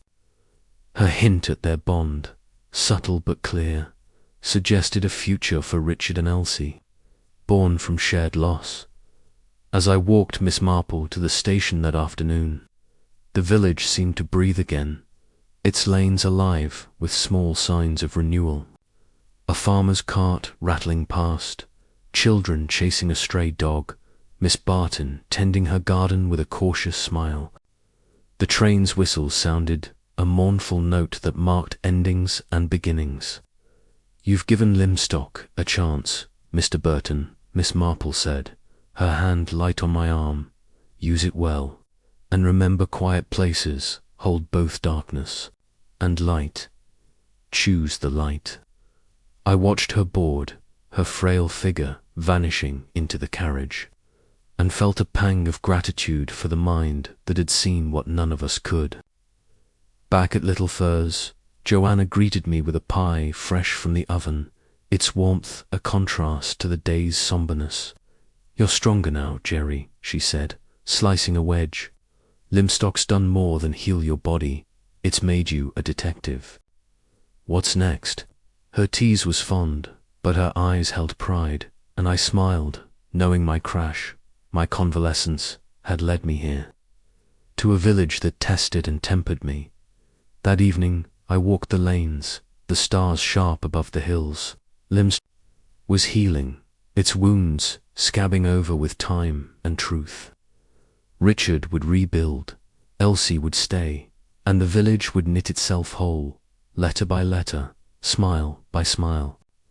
The poison pen was stilled, its ink dried by justice, but its lesson lingered. Beneath quiet surfaces, hearts beat with secrets, and only vigilance and a spinster's wisdom could keep them at bay. I turned homeward, my step lighter, ready for whatever lay beyond the village's calm.